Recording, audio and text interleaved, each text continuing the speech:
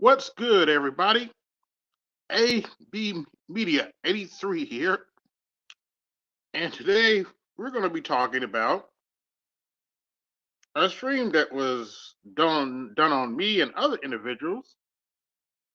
That's why, hence the name of the title. We're going to be talking about some butthurt blue folks today. Now, I am not going to play Butthurt Blues video. However, if you want to look at Butthurt Blues video, you can. It is linked in the description. And you can do so. Hey, Toya. But anyway, in that video, they were talking about how Donald Trump is being taken off the ballot in Colorado and Maine, and they apparently agree with this. And their argument is the 14th Amendment, Section 3. They're claiming that he helped incite an insurrection against the American government. And that's their basis for taking them off the ballot and not giving people a chance to vote for. And they're entitled to their opinion. And they basically spend the whole stream saying that, people like me and BGS don't understand the Constitution, blah, blah, blah. We don't read the Constitution, blah, blah, blah.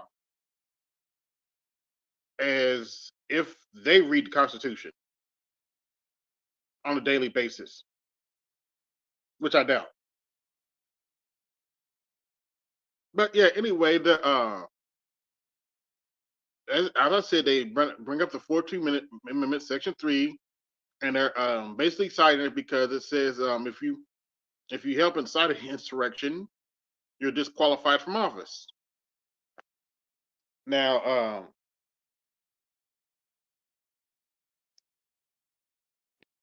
give me just a second.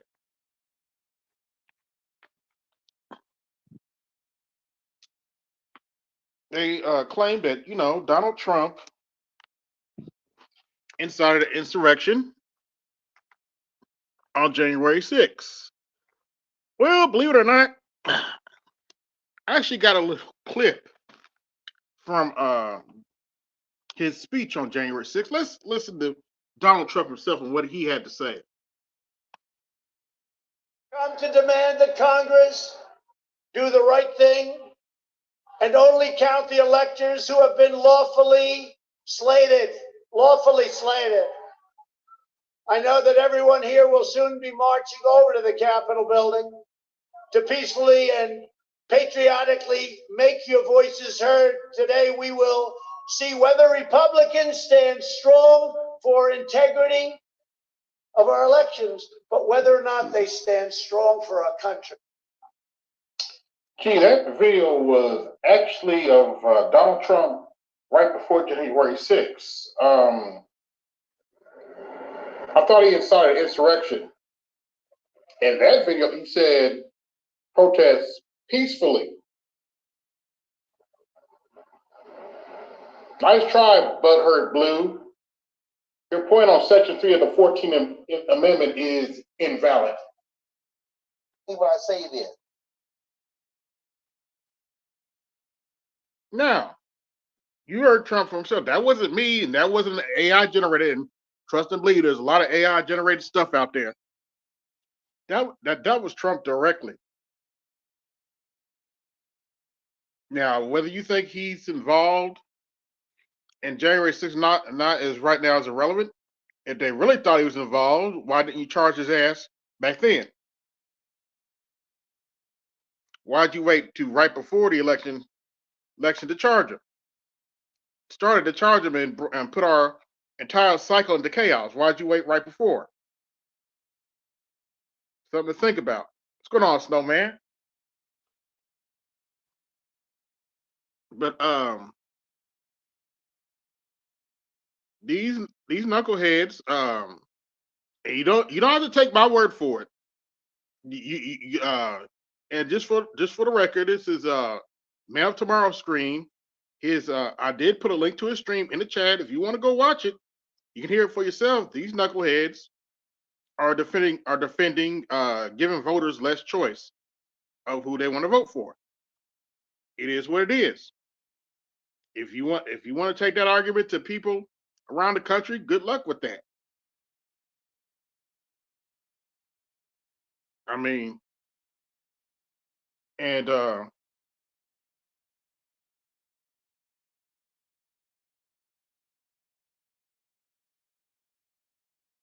look, I'm not here to ask you. I'm like them. I'm not here to try to persuade you. Oh, you need to go vote for Trump. Make your own damn decision. Y'all grown. Most of the people who watch my content are over 30. They grown. And to you young dudes under 30, make your own decision. I don't expect you to like Trump whatsoever. You don't like Trump, you don't like Trump. You know, and but if you want to vote for Dr. Cornel West, that's fine. You want to vote for RFK, that's fine. Jill Stein. I heard the Libertarian just put up a candidate, but I don't know his name. But if you want to go vote for those guys, that's fine. I'm not here to tell you who to vote for, but I find it interesting that ButtHurt Blue is talking about this, considering that their candidate, Joe Biden, you want to vote for him, good luck to you. But Joe Biden is not doing so good in the polls. In fact, despite all the controversy surrounding Trump, Trump is beating Joe Biden with young people, Latinos. No, he's not beating with Latinos. Excuse me. Trump is now beating Biden with young people. Biden still has a lead with black people, but it has shrunk by 20 points. He got about 87% of the vote, and now when recent polling, he's down to around like 63%, which is a lot and could swing the election because he barely won the last time. When you look at the count, took him forever to count that shit too.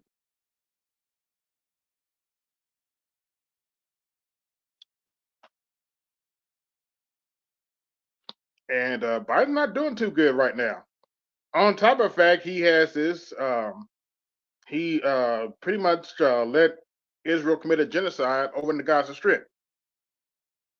And if you don't fix that shit, to Mike V's credit, even Mike V said that'll be a problem for him, and I agree that's going to be a problem for him if he don't get that shit under control. Now, from what I've heard, they have taken some troops out of the Gaza Strip, but they haven't done a ceasefire yet. And if I'm not mistaken, they have also assassinated one of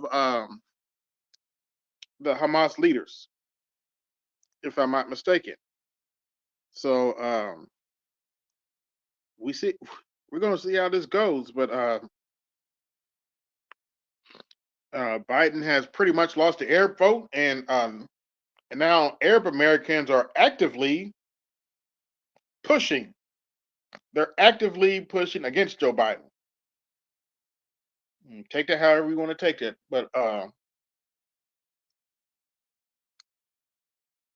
yeah, I'm not playing their stream. If you want to watch ButtHurt Blue stream, the link is in the description. But their argument is pretty much that Trump helped incite an insurrection, and like I said, let's just hear from Trump himself on January. I believe this was taken on January 6th. Come to demand that Congress do the right thing and only count the electors who have been lawfully slated.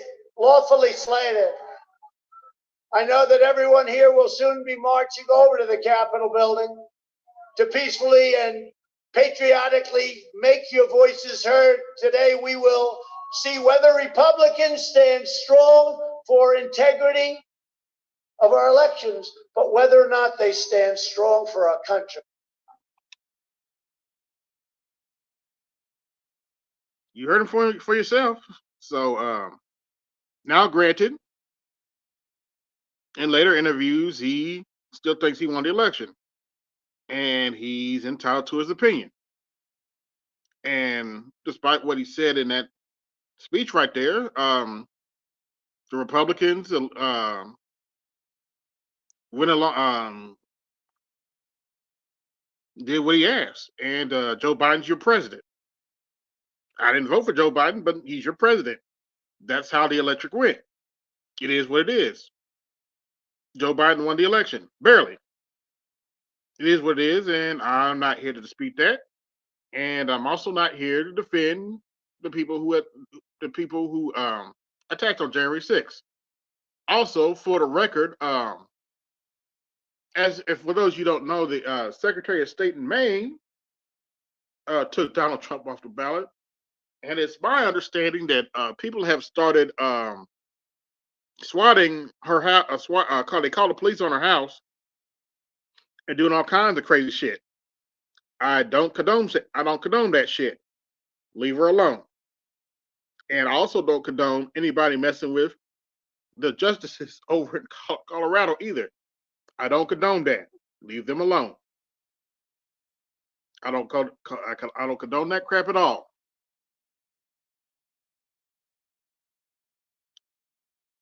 But anyway, I've talked enough. If you like what you heard, like, share, subscribe, hit the Cash App to support the show. If you want to come up and talk to me about this, you can do so now. And we'll probably talk about other stuff too, because it's my show. Put the links in the chat if anybody wants to come up and talk about this subject. But yeah, I'm not going to waste my time playing that. They didn't just go over my content. They went over a discussion we had on Art New Stalls on Tuesday, and about them taking him off the ballot. And our first guest is the Snowman. Hey. Hey, what's going on, Snowman? Just so you know, I'm in love with AB Daily right now. Oh, really? I love the idea. I absolutely love the idea. Oh, we got another guest. Who we got? Oh, shit. Uh-oh. Well, I'm going to let him up. I'm going to hear what he has to say. Man up tomorrow himself. Oh, boy. Just sit back and let's. I'm going to mute my microphone, and I'm just going to stand back and watch the fun. What up? Hey, how's it going? What's going on, Mr. Media? What's going on, bro? What's going on? All right, so did you read the paragraph about the Section 3 of the 14th Amendment? Did you read and did you understand it yet? Yeah, I have to go back. Yeah, yes, I did. I mean, would you like to have a discussion now about the Section 3 of 14th Amendment? No. Oh, okay. All right. I mean, but if you read the paragraph and if you understand it, it doesn't say anything about conviction. It doesn't say anything about charge. It just says engaged in. Okay. And giving aid and comfort to the actual enemy. It's only one paragraph. So the whole point is that you have to understand these things so that way we don't have to keep doing all this remedial backup work to go back and forth here. I mean, because you want blue policies. You're on the left. I'm not sure why you pump faking like you're on the right, but you're actually on the left. And? I just was making sure because worried about Trump being on the ballot, that's not going to get you more left-wing things that you actually want.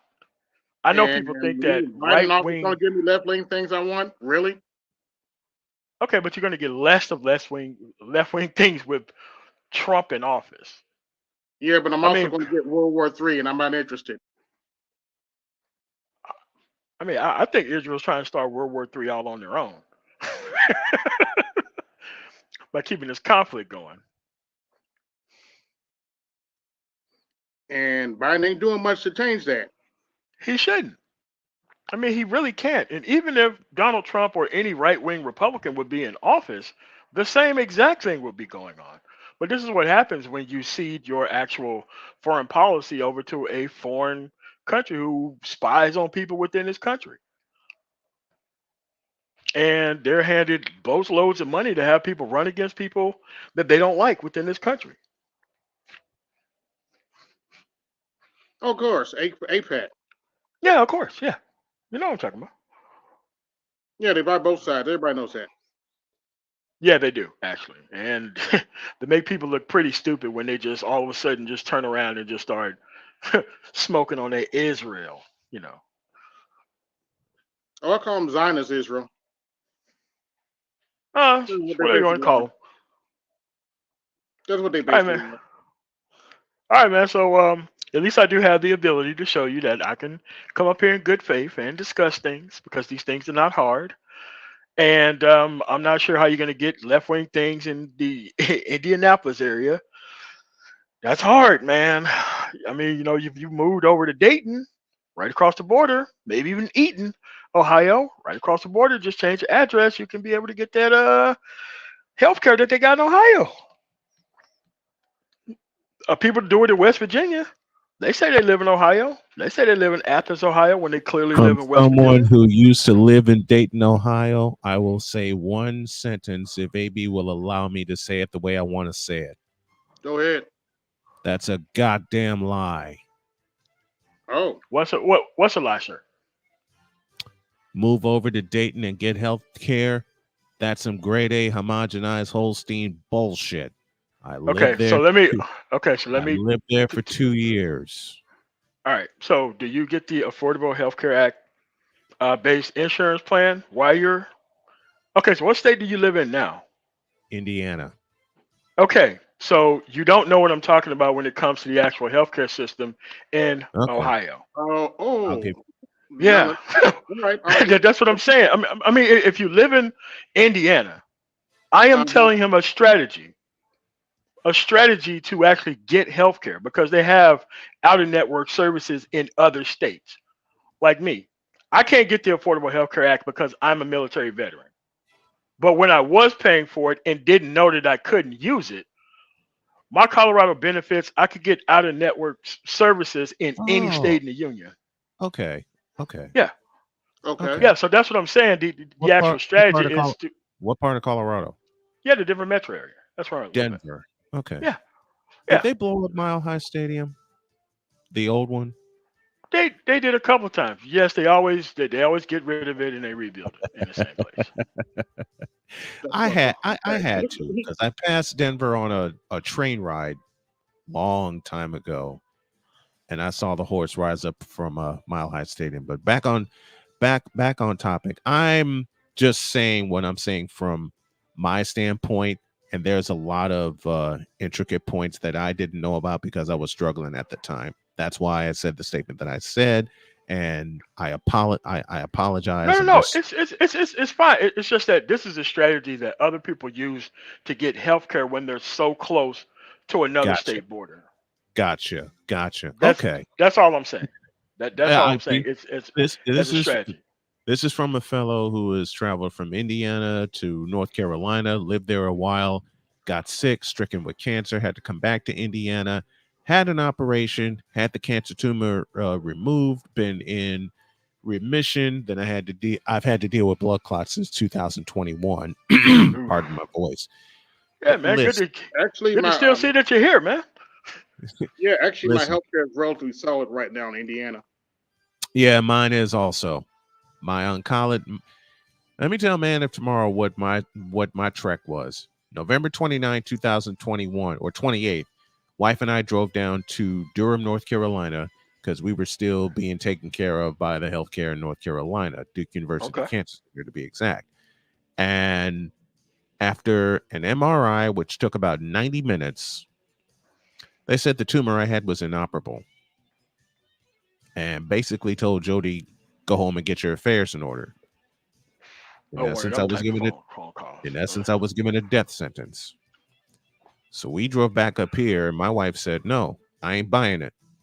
So when her insurance kicked in with her new job, uh, got hooked up with Franciscan Health.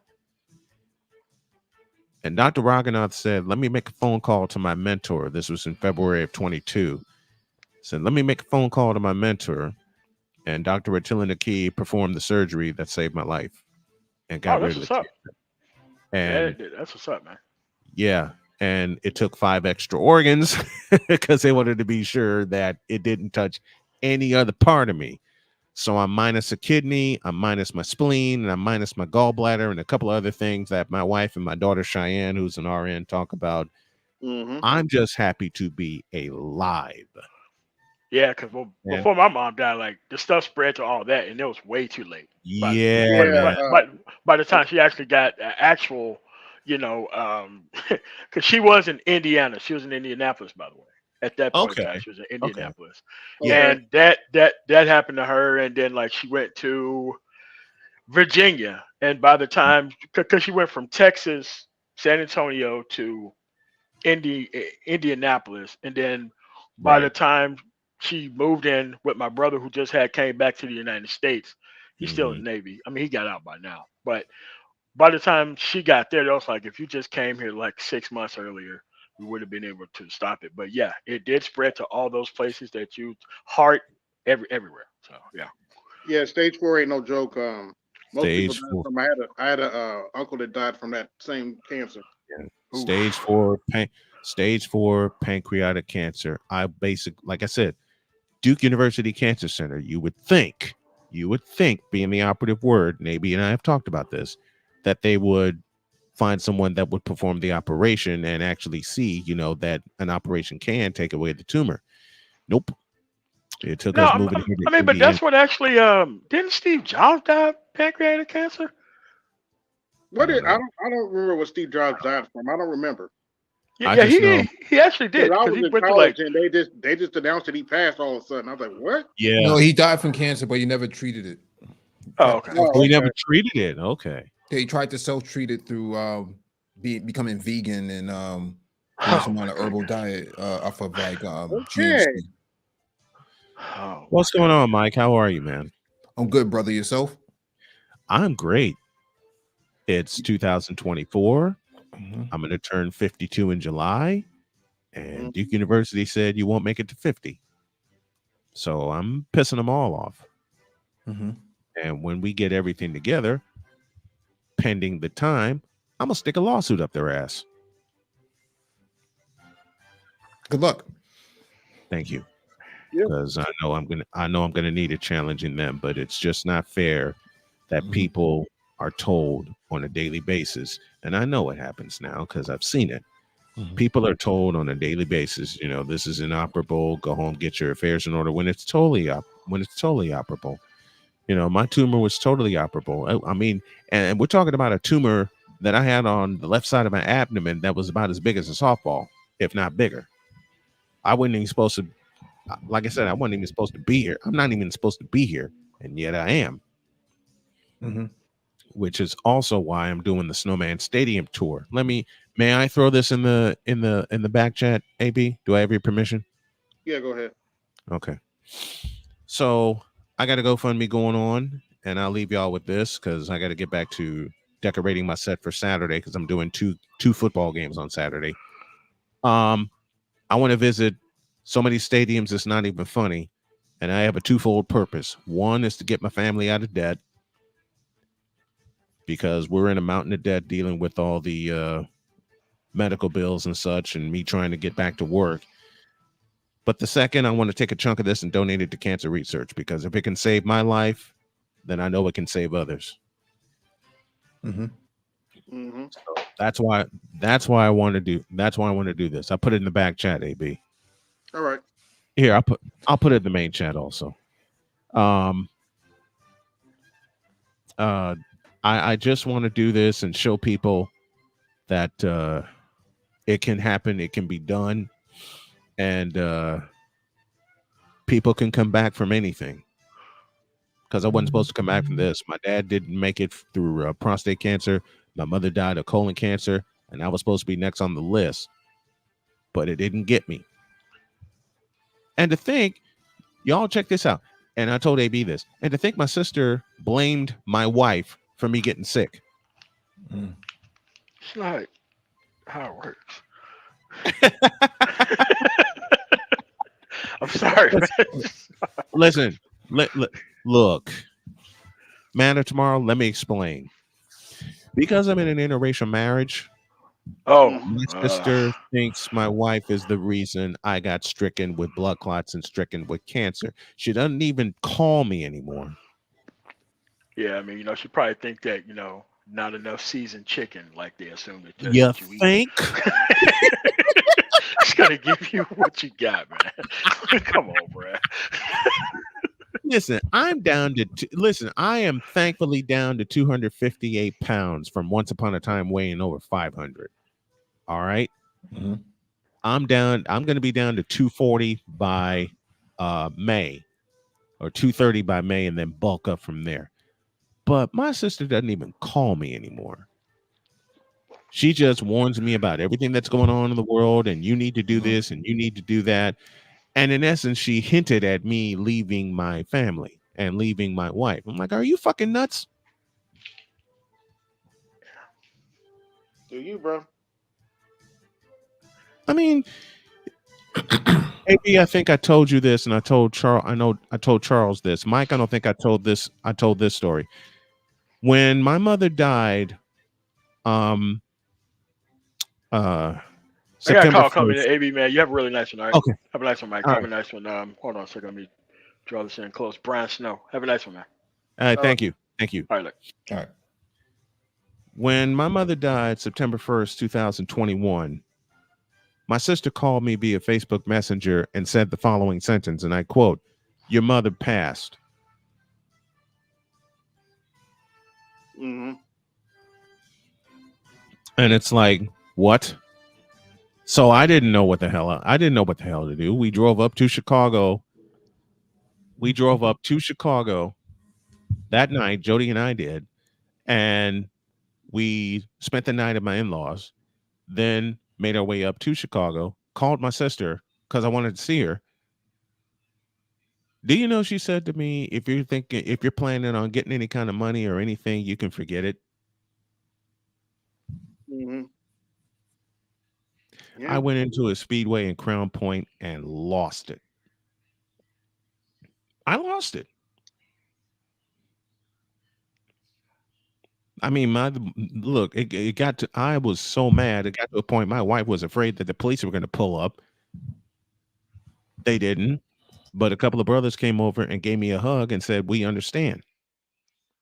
Mm-hmm.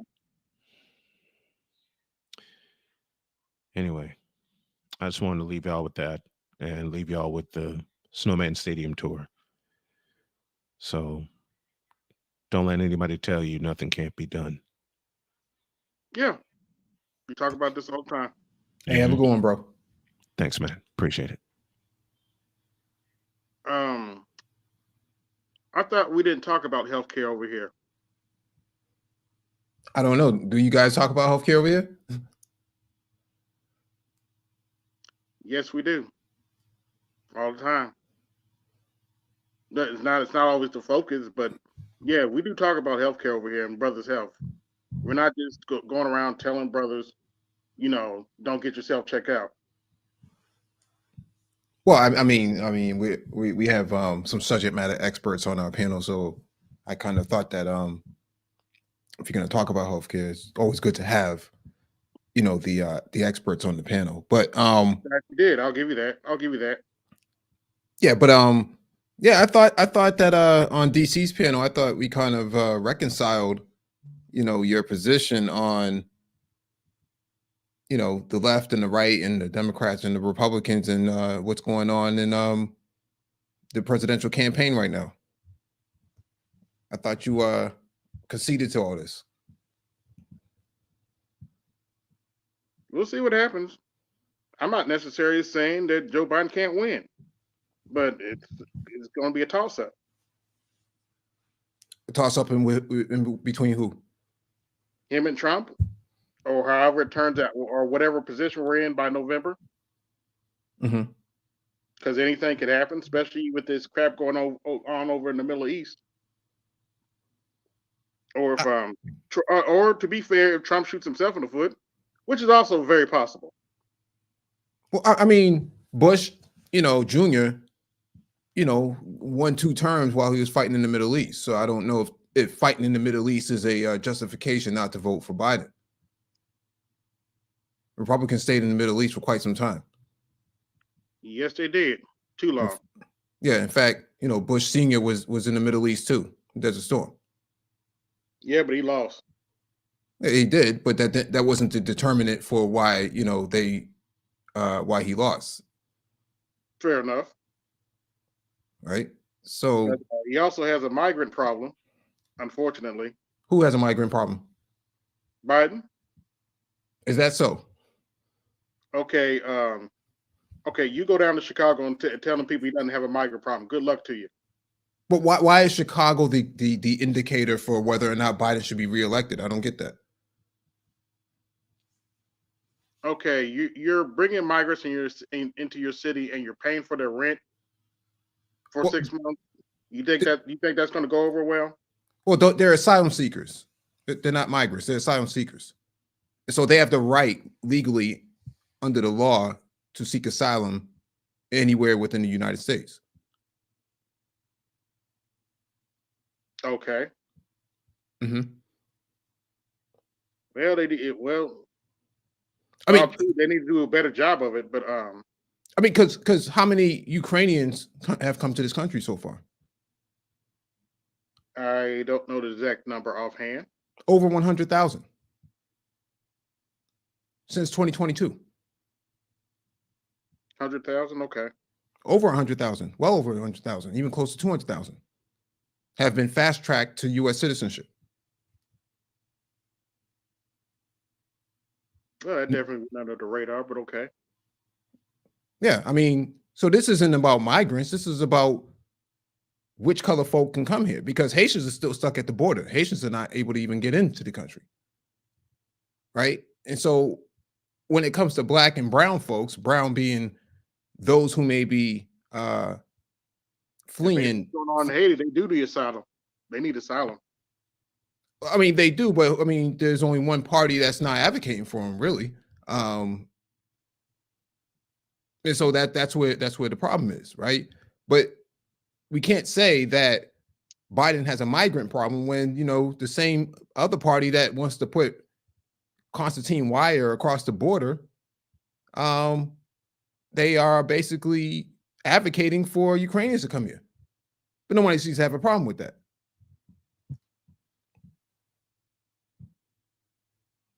And they think that the money that's been allocated for dealing with asylum seekers is somehow going to be repurposed and reallocated for black people. I don't get how this works, how they come to this conclusion, but this is the position that they have taken.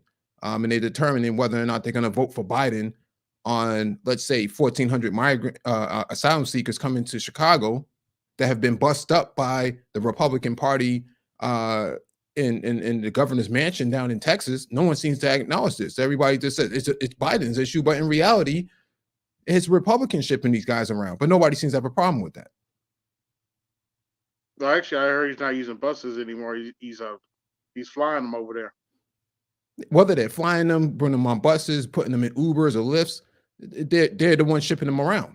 So the human trafficking is coming at the hands of the Republican Party. Okay. Well, what do you want them to do? They're on his border too, and they're struggling to take them all in too. They're not struggling, are they really? Okay. Are they really? I mean, 200,000 Ukrainians have come to this country so far. They've been fast tracked, and nobody seems to have a problem with it. So,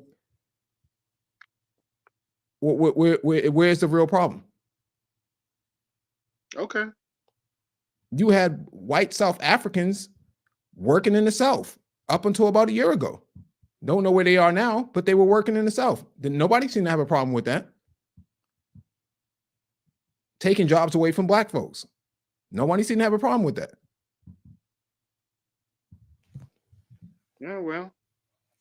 And the only reason it became news is because black people sued them. Well, people got a problem with how they're bringing migrants in now. How they're bringing asylum seekers in now, as you say. Yeah, but who's moving them around? The human trafficking is happening at the hands of, the governor's mansion in the following states: Texas and Mississippi and Florida. No one seems to have a problem with that. They only put the problem in the laps of Democrats. Okay, but even your Democrat mayor says Biden has to do more. Like Eric Adams and even Chicago's mayor, his name escapes me right now. Brandon Johnson. Brandon Johnson. Yeah, because that's where the resources are coming from. But the problem here is they wouldn't be there if the governors didn't ship them up there. Which is what Brandon Johnson has been saying this whole entire time, which is what Mayor Eric Adams has been saying this whole entire time. Which is what the state of Massachusetts has been saying this whole entire time. Flying these people up there, on charter flights, paying for it with tax dollars. No one seems to have a problem with the tax dollars being spent on flying the migrants around and shipping the migrants around, right? Or the asylum seekers around. Claimed they wanted to be sanctuary cities. Excuse me? Well, these are they do claim they're sanctuary cities. No, they're sanctuary cities from a policy standpoint, but that doesn't give the governors of those states the green light to go shipping people around. That's not how things work. You don't just drop people off as you see them. They're not telling where they're going. They don't know where they're going. Okay. Right. So before we put the onus on Washington and the mayors of these cities, let's look at where these people are coming from and how they got to where they are. Right? We have to tell the whole story, not just half the story or even a quarter of the story. Let's tell the whole story. Because when it came to, these chicken and meat packing facilities, Tyson's, Purdue, name your organization. Yeah. They had no problem bringing in all these undocumented people to work in these facilities.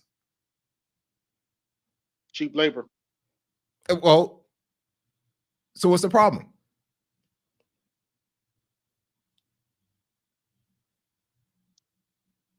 Is it really undocumented people that's the problem? Or is it that these greedy CEOs of these major corporations that get all these tax benefits from the federal government and the state government, that's the problem? See, it's easy to point the finger at Mayor Eric Adams or Mayor Johnson in Chicago until you stop peeling back the capitalist aspect behind all of this.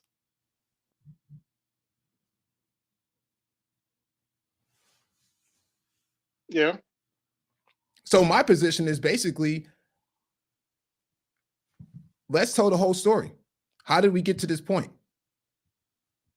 Not just talk about what happened at the end of it. Let's talk about what happened at the beginning of it. Tell the whole story. Yeah, these corporations want new workers. They need more white people, pretty much, and they also need more babies. And migrants is one way they're doing it. Well, the migrants are for the labor. I mean, if you go to any international airport, you can see who's working and doing all the heavy labor and being paid for dirt cheap on the wages. Right? No one wants to talk about that because that's ununionized labor, which is what a lot of the conservatives are quite okay with. People not being unionized, people not having representation. They're quite fine with that. In fact, it was Trump himself who thought that, we should bring in more people from Norway. But nobody questioned how they were going to pay for it. They were just perfectly fine with bringing in more Europeans. Yeah, they need more white people, of course. Yeah. So this is it really an issue of what are we going to do with all these migrants, all these undocumented people, or these asylum seekers? No, because they were ready to fast track 100,000 Ukrainians without the blip of the eye. They weren't even thinking twice about that. In fact, that's exactly what they did. All the while pointing the finger at Joe Biden over some non-English speaking people when no one seemed to have anything to say about Ukrainians coming here. Probably didn't even know it's Ukrainians because they're white. No, they don't always speak English. What is that too? If I'm not mistaken, there's a lot of video game studios out of Ukraine too. A lot of what? Video game studios out of Ukraine that operate out of Ukraine. Yeah, they major in computer science pretty heavy over there. But like I said, let's tell the story from start to finish and not what happened at the finish. What's going on, Chaos? What's good, man? I got to get in here about the people that keep importing in America. What's the percentage of white people in America? I'm kind of curious, gentlemen. Was it 50%? It's supposed to be roughly 80. Well, it's under 50% when we get to a certain age, because they're not having enough children. Yeah, so I'm saying the ones that they decide. I've had several teachers confirm that to me that they're more there's more black and people of color children coming out now. But continue. Yeah, so when they import people, they don't import people that are brown or what they consider black. They import people that are actually white person if they're not reproducing effectively in the land they're in. So it kind of bumps up the numbers. So when people say it's racism, it's not really racism, it's logic, makes sense. They want to see some preservations of whiteness here in America. And they're going to take anybody that's white enough to bring over here. Yeah. And don't forget we're the permanent underclass, so it is what it is. Yeah. I mean, even that, a lot of people don't want to come to grips. I mean, it is what it is, So it's not something we say, oh, I just don't get it. No, we have to be logic. If I'm the majority and I run all branches of government, I would like to see more me than everybody else. That's why I put laws in place to keep you back to a degree. Even to the point where they said this Diversity Act now that's going on, that's what being removed. I've been hearing lately for the last few days. Diversity. Mm-hmm. So they're trying to uphold and preserve whiteness as best as possible. Speaking of which, Mike? What are your thoughts on them getting rid of the Harvard president? Oh, she was set up. She was set up, and she was the first black. I honestly don't know enough about her to go either way. That's one of the reasons I'm asking. She has an extensive background resume in academia, and so yeah, I figured that she's the first Haitian woman, the first black woman, the first black woman to head up Harvard. But she has the shortest tenure of any president in Harvard history, which is unfortunate. And so she was set up by the right wing to be overthrown.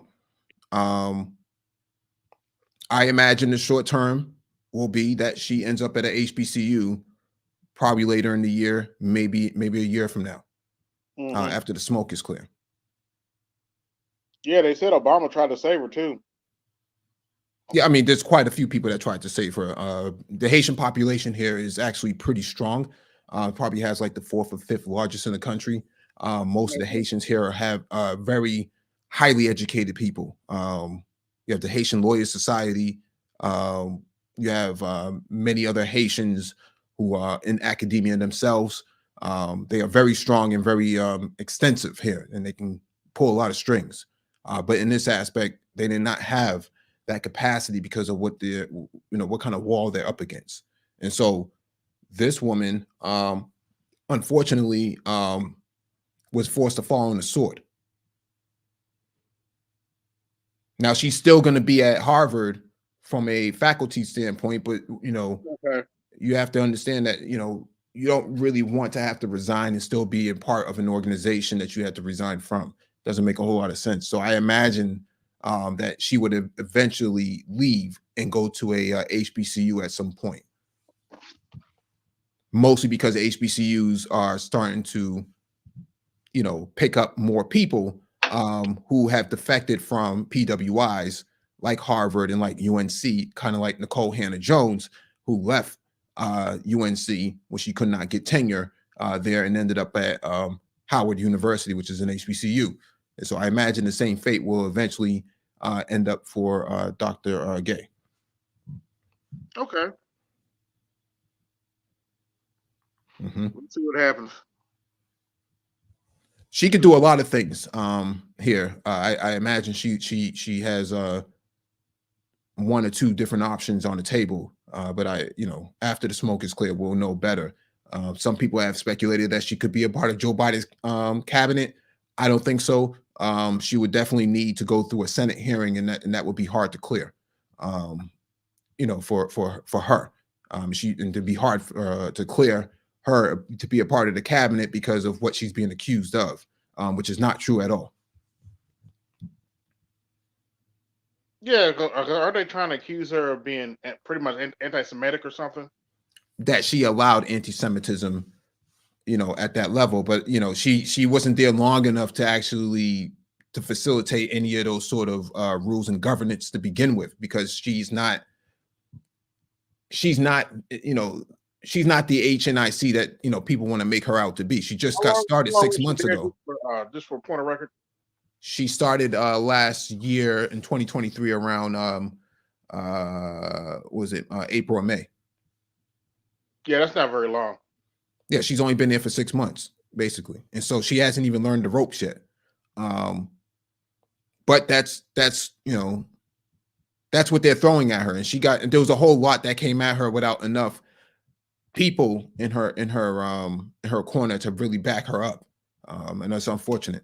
She was under attack, but I imagine she's not going to be the only person that's under attack. There's going to be other Black faculty that's going to be under attack as well. I mean, we see that Moms for Liberty is going around overthrowing Black school board members around the country. Even though these people are not a part of the community itself, that where these school board members are, they're overthrowing Black people on about every school board around the country. So especially in the flyover states in the South. And so that's what we're seeing. It's not just Dr. Gay at Harvard. There's a lot of people that's being tossed out, a lot of books being banned and burned, literally and not just figuratively, that Black people need to be prepared for coming this year, that they're going to start coming for everybody. It's only a matter of time before they start coming for people's YouTube channels. The ones in the academia? Everybody. Everybody's going to get it. No one is safe from what's about to come. And what's about to come? The shutdown? Complete shutdown? The complete marginalization of Black voices. Oh yeah. They've been doing that, man. Yeah, they ain't gonna stop. We'll see what happens. But it makes me think that, Mike, with people that's in tech, it makes more. Does that take to the point when the white man shuts Black people complete in all avenues, that they say, you know what, we're going to have to establish something now, because once we shut, that's a wrap. I mean, I'm just saying. I'm sorry, I don't understand what you're saying. I'm saying that if they shut down the tech, like they shut down like the YouTubes or anything, other media that Black men are harvesting now, what Black men going to do? Are they going to sit and fold their hand, or are they going to create those websites again and try again with this media on their own terms? Or are they going to sit there and just hang up on someone else's platform? That's not right. I don't know what those Black men are going to do. I know what the Black Brain Trust is going to do. We're going to continue to put out content that is reflective of reality. We're not going to, hide behind walls, anything like that, because we don't have to do things like that. We can stand on all of our analysis that we put out here. Very few channels actually put out the analysis that we put out. And very few times have we allowed, have anybody ever had the tenacity to come up and actually challenge us on some of these point of views. because a lot of what we're saying is actually true. If you just do your due diligence and look through the material, you'll see that how we got to Dr. Gay really started long before Dr. Gay even got there. She's just a victim of circumstance for right now, and unfortunately, her legacy has been tarnished, by these false accusations and these sort of outside influences. And so, it wasn't just her. Dr. Martin Lamar Hill has been under attack, consistently. We saw this a couple years ago with him. We also saw this with Skip Gates, when he was trying to get into his own house. So, these sort of things come around, and it doesn't surprise us at all. But in Boston, people are really pretty angry about what's going on. I don't know what the next move is going to be for them, but I imagine that she's going to lay low within the faculty for right now until she decides to transition out. Well, I was going to say something else, but we have BJS here. Maybe he could put some clarity on this. What's good, BJS? It's nothing to be clear about. All the academics are saying the same thing. Basically, you know how you got there, you know who put you there, and if you don't toe the line, that's what's going to happen to you. Yeah. That's what happened to her. I don't know what line she needs to toe. In other words, the what's going on in the Middle East with Israel, okay? If you don't get behind them and get behind their agenda, then you're going to be out. That's how you got there. Yeah, I don't know if she had any control over that. I think that that was going on long before she even got there. She was already in the faculty for X amount of years, so it's not like just because she became the president that somehow she stopped obeying rules or something like that. No, that stuff was already going on. It's called politics, sir. What politics was it, though? In other words, you have to get behind and toe the line that Israel has the right to defend itself no matter what, blah blah blah, and she didn't. Okay, just like she's out. No, I don't think that was the case. If you go back and listen to it, what they're accusing her of is supporting anti-Semitism. Anti-Semitism, yes. That's not true. That's not true. It's not. But that's what the accusation is. So when you say that she didn't toe the line, I don't think that there was a line for her to toe. There is a line for her to toe, and she knows what it is. Yeah, but I don't think that's what the hearing was about. That's not what the hearing was about. It was pretty obvious what the hearing was about. Okay. Yeah, but there's no line. There's no line for her to toe. What you're saying is that she didn't toe this line. What they're accusing her of is that she did not squash, the anti-Semitism, but that's out of her peer view. That doesn't have anything to do with her. Of course it doesn't. But the thing is, she's still supposed to do something, okay? Because that's why you're there. If somebody's posting on social media, that's out of her peer view. That has nothing to do with her, right? If there's demonstrations happening on campus, that has nothing to do with her. You can't just suddenly take away people's rights on campus just because of one foreign state. It just doesn't. Money talks. Yeah, money talks. You'd be surprised. What do you think they still? I wish it was like Mike was saying, but money talks, man. So why did she get? If that's the case, why she get called into Congress? Because they can do things like that. But because they could do things like that. Yes. What we're saying here is what they're accusing her of has not been proven to be true. Okay. And we're not disagreeing with you. That yeah, but that's the only thing that matters. That's the only thing that matters. No, it doesn't matter. Because Harvard's position is now been compromised. And now the next person that they need to hire will not actually take on that position like they think they would, because this is a once in a lifetime chance for Harvard. Okay. No, it wasn't. Oh, really? It wasn't? No, it wasn't. It'll happen again. Wait, who's going to take on that position? There's always going to be somebody who will take on that position. Not at Harvard. At Harvard, yes. Not at Harvard. Yes, at Harvard. She's the first Black woman. You're forgetting that. It doesn't matter. She's the first Black. It doesn't matter. All right, man. You're not really involved in it. No, you're not. You're not really involved in it. Are you gonna let me talk, or you gonna talk over me? You already had your turn to talk. No, I didn't. No, I didn't. You made your position already. No, I didn't. You've been making your position for the last 5 minutes. Okay. No, I just made my position just now. And in other words, what happened to her? She had to resign based on the pressure of the false accusations from Bill Ackman, Christopher Rufo, and these Uh-huh. other right-wing zealots. Okay. So Okay. in other words, even though it wasn't part of her purview, it wasn't her fault, it wasn't part of her position. Guess what she still had to do? Yes, she had to resign. That's And that's that is the bottom line, sir. Okay, it well, we're doesn't not matter. talking about the bottom line. We're talking about the whole story. You That's want to focus on the bottom line. I want to focus on no, the context. that is the story, sir. I want to focus on the context, because if everybody just listened to you, then she just got out of here because she didn't tote the line. It wasn't about a line being toted. It is a line being told. It was the right. No, it wasn't. It was the No, it right. No, it was it wasn't. You're arguing this, but you haven't followed the story. I'm here I in didn't Boston. have to follow the story. I'm here on the ground. I'm here on the ground. You knew it from the very beginning of when this whole thing started. Okay, in academics, it's politics how you get to that position, right? Okay. In fact, I was just talking. She was to Dr. already a part of the hold on, faculty. hold on. Hey. Let me just finish. Go ahead. Hey, I just talked to Dr. T. He said, how can you get to be president of a university like Harvard and only publish 11 papers? Okay, and not even write a book. Okay, that's politics. Ooh, okay. She didn't get there by merits. She got there by networking. Okay, she shouldn't even been in that position in the first place. We can agree to disagree on that. You But can disagree. I just talked to a doctor, right? He said how does a woman get to be at a prestigious university get to be president without publishing?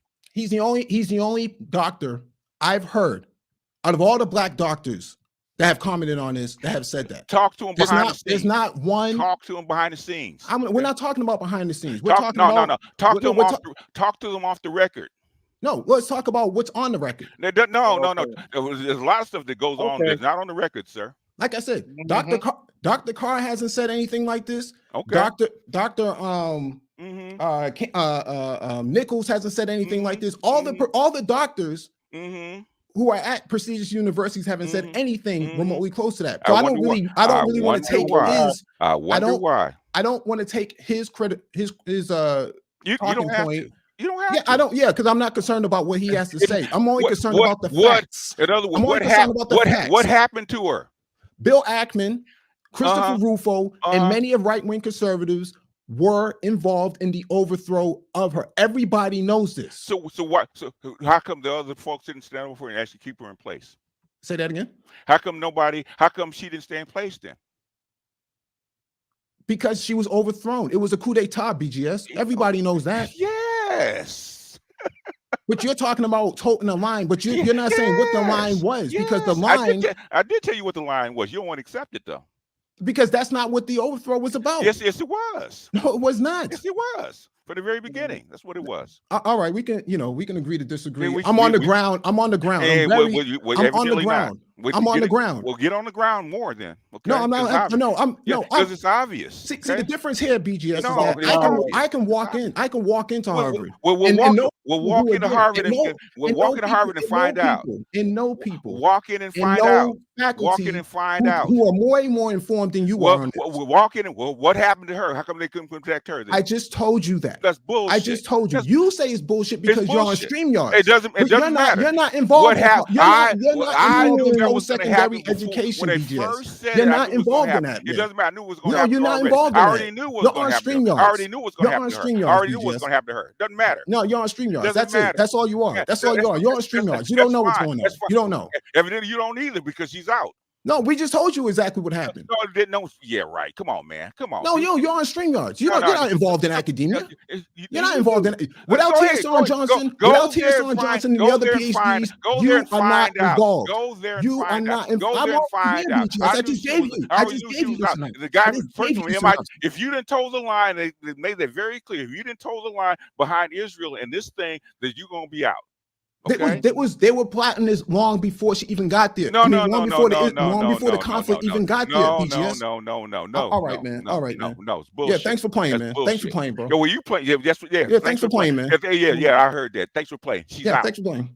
She's out. That's why she's out. That's why she got called to Congress. That's why she's out. Okay. Yeah, thanks for playing. It's obvious. Yeah, you too, sir. Keep being wrong, sir. Go No, ahead. I'm never wrong, bro. Yeah, you Never are. All wrong, the bro. time. All the Anytime you want time. to put some All the dough up time. on that, All the time. anytime you All want the to put some time. bread on All that, the bro. time. All Nah, the our time. channel's All the our channel's time. pretty All the time. prestigious, bro. All the time. All Channel's the pretty time. prestigious, All bro. the time. All the time. Nah, content All the speaks time. for itself, All the man. time. All the Content time, speaks bro. for itself, All the man. time. It's Did called you being graduate right from and being college, wrong. BGS? It's kind of right or wrong, huh? Did you graduate from college? Did I graduate? I don't What have that have to. to do with it? Yeah. Okay. Didn't graduate from college. Not involved in Wait, academia. what does that? What's that have to do with it? Anything? Yeah, what that do it? Because you have to know that prior to all of this, they were trying to get rid of her. Okay. Okay. Why did put Bill Ackman said himself that she was a DEI hire. So it had nothing to do with why Israel. did they choose this time to get rid of her after this? It was a convenient time for a coup d'etat to get rid of her. Okay, right. Christopher Rufo came out himself specifically and said, "This is exactly what we wanted." Now you're saying this bullshit. It's bullshit. All right, man. All right. Bullshit. All right. So why they called the Congress asking those questions about anti-Semitism? Who do you think was running that? Doesn't matter. Oh, now you don't know. It doesn't matter. Now you don't know, right? It doesn't matter. Like I said, like you said, you got to go back and do your own research. Doesn't matter. You got to go back and do your own homework. It doesn't matter. You got to go back and do your own homework. I've already presented my facts. It's called. I've already presented my position. It doesn't matter. Well, you're not reading the facts, right, sir? No, you didn't read. You didn't read anything, BGS. You said you talked to T.S. Johnson. That's not facts. That's not facts, BGS. Okay. Compare her publishing to other presidents. No. Because no. You said you talked to T.S. Johnson. That is your position. Listen to what I'm saying. That's your position. Listen to what I'm saying. Okay. That's what I'm saying. Compare her publishing to other presidents in Harvard, right? That's standard. Okay. That's standard. How you be president without publishing even a book at Harvard? That's a good question. How you get there? Yeah, no, it's not a question. It's not a question. That's not a question. It is a question. No, it's not. No, that's not a question, bro. Valid question. Unless you've been to college. Now I'm going to jump into my panel. I know dudes with master's degrees. You're not going to get to that level, especially Harvard, without doing papers and stuff. No, here's what I'll do. I'll leave. Come on, man. Thank you for having me on, man. Thanks for having me on, bro. Wow. That's okay. Ridiculous. Thanks for playing. No, thanks for playing, bro. Thanks for playing. Yeah, play stupid games, win stupid prizes, bro. Thanks for playing. Play stupid games, win stupid prizes. Thanks for playing, sir. Let me go fire up the stream, man. Go ahead. Oh damn! Come on, Mike. Don't do this. No, be my guest. No, let him go. Let him go. I'm good. Let him go. Get that bill. But hey, be just one question. It almost slipped my mind. In regards to, you think she walked into that one? Since she all the pressure on her. He had two choices: either toe the line, because you're at Harvard, and toe the line, and at least make some kind of facade toward, yes, they do have the right to defend themselves, and I stand with Israel and their right of defense. Yeah, of course. She had said that. That's what it was all about. If she had said that, she'd still be in office. Okay? Yeah, she had said that. But you see, my problem with people don't understand that there's some people you don't try. Are the people with those little tiny hats and what they're doing over there? Well, you get me? Well, not even just her. I mean, if you guys remember prior to her, Liz Miguel, look what they did with her. Before you go, Fauci, hold on, before you go. Y'all like, share, subscribe, and hit the cash app. Are you not entertained?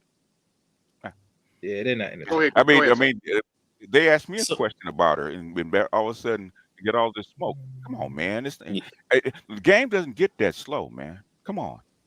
Yeah, this whole situation, man, it's if you're not in line, especially in those positions, like again, and that's why I brought up Liz Miguel.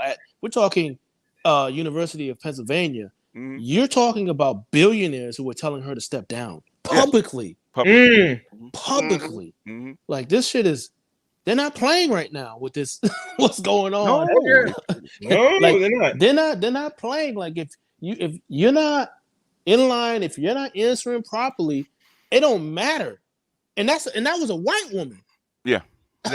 So they're getting ready. That's what I'm saying. They're cleaning house right now, man. Yeah, they're not fucking playing. Yeah, because they have to because they put all the marbles on the line right now. Yeah, everybody has to soldier up. Yeah. I mean, sad to say. I mean, based on over there at Harvard, based on her credentials. I mean, she she wasn't a heavy hitter. Yeah, no, she wasn't. I mean, amongst her peers. Mm-hmm. So I mean, that's just a fact. But yeah, I mean, it was a bad answer, and she's paying the price. Yep. I've heard this complaints amongst several PhDs about this kind of stuff, right? That they're not doing the requisite amount of work that should be in a certain position. And as Mike says, they're not going to come on StreamYard and say this stuff out on the air because they want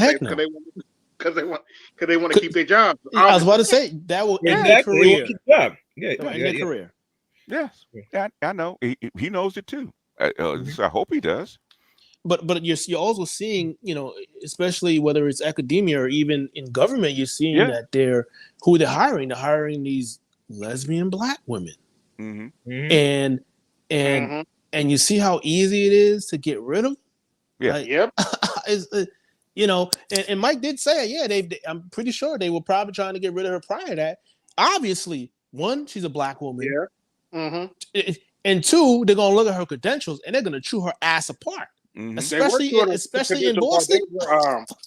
I mean, they could have pulled that plagiarism stuff, years ago if they really wanted to. If they really want her out, okay, why now? Yeah. Why now? She messed up. She fucked around and found out. She didn't toe that line. I mean, exactly. Well, this is the part I'm getting tired of, man.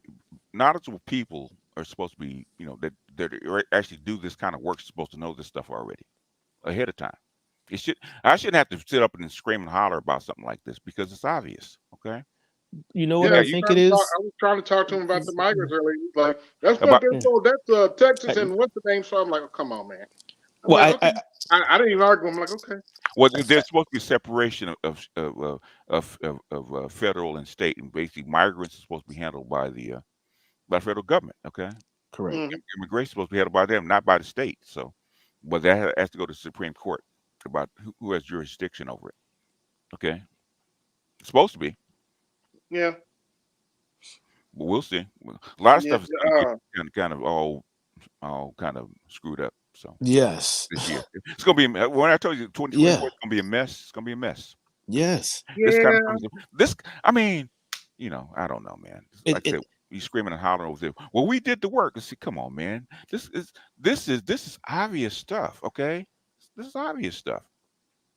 I go ahead. I'm sorry. I think a lot of the guys in the space, not a lot, but few guys, the content creators. I think they're getting the too wrapped up in what was or is supposed to happen, right? Yeah, as opposed to what the F is happening. We are agreeing in many sense, or maybe all senses. Yeah. X, Y, and Z was or is supposed to happen. Yeah, supposed to happen. But we're talking about it's not happening for X, Y, and Z reasons. Yeah. It's unfortunate, but that's the way it is. I mean, it kind of reminds me, why when it comes to finances or like trading, I don't recommend it because you can learn the techniques and you can be smart enough or more than smart enough. But here's the problem: if you can't control your ego about reading the market, you're dead. Yeah, you could be right all the time, but be wrong at the same time. You can be, all it takes is one bad time being wrong, and you're finished. I understand what you mean when you said I don't discuss domestic politics. I try not to because it always comes down to this. Well, I do more work than you. Come on, man. If you did that, then it doesn't show because it's supposed to be smarter than this. Come on, man. So why you ask about being anti-Semitism? Said about geopolitics too. You pay attention to what's going on in the world, you'll get an idea what's going on. I mean, they're going from campus to campus about this stuff. So, about anti-Semitism and Israel's right of defense, and they're doing the right thing, all kind of stuff. So, I mean, it's I mean, it ain't working, but they're still doing it. But we're on the ground, said evidently not. Okay, well, get them drunk, okay, and get them behind the scenes and see what they say. Off record. Mm-hmm. It's a whole different ballgame. They're not going to come on the Black Brain Trust and say that. I can tell you that now. Say what?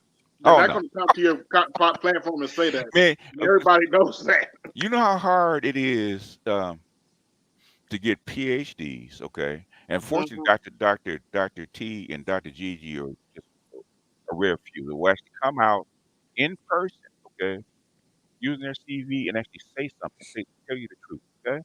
Because everybody else gets canned. They chased Dr. Curry out of the country.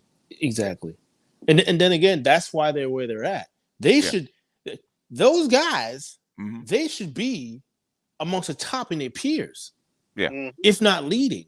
Yeah, the reason why they can't is because of that. They're actually going to tell the truth. This is the reality of this human experience. I try to, a lot of Black folks have this moral, I call it a moral like issue. It's of course we should be moral, but you got to understand when it comes to power and influence, that shit goes out the window. Oh man, we're looking at it, man. Yeah. Globally, we're looking at this stuff, right? Yes. Yeah. But when we discuss it, we sound like we're taking one side or we're against Black folks. No.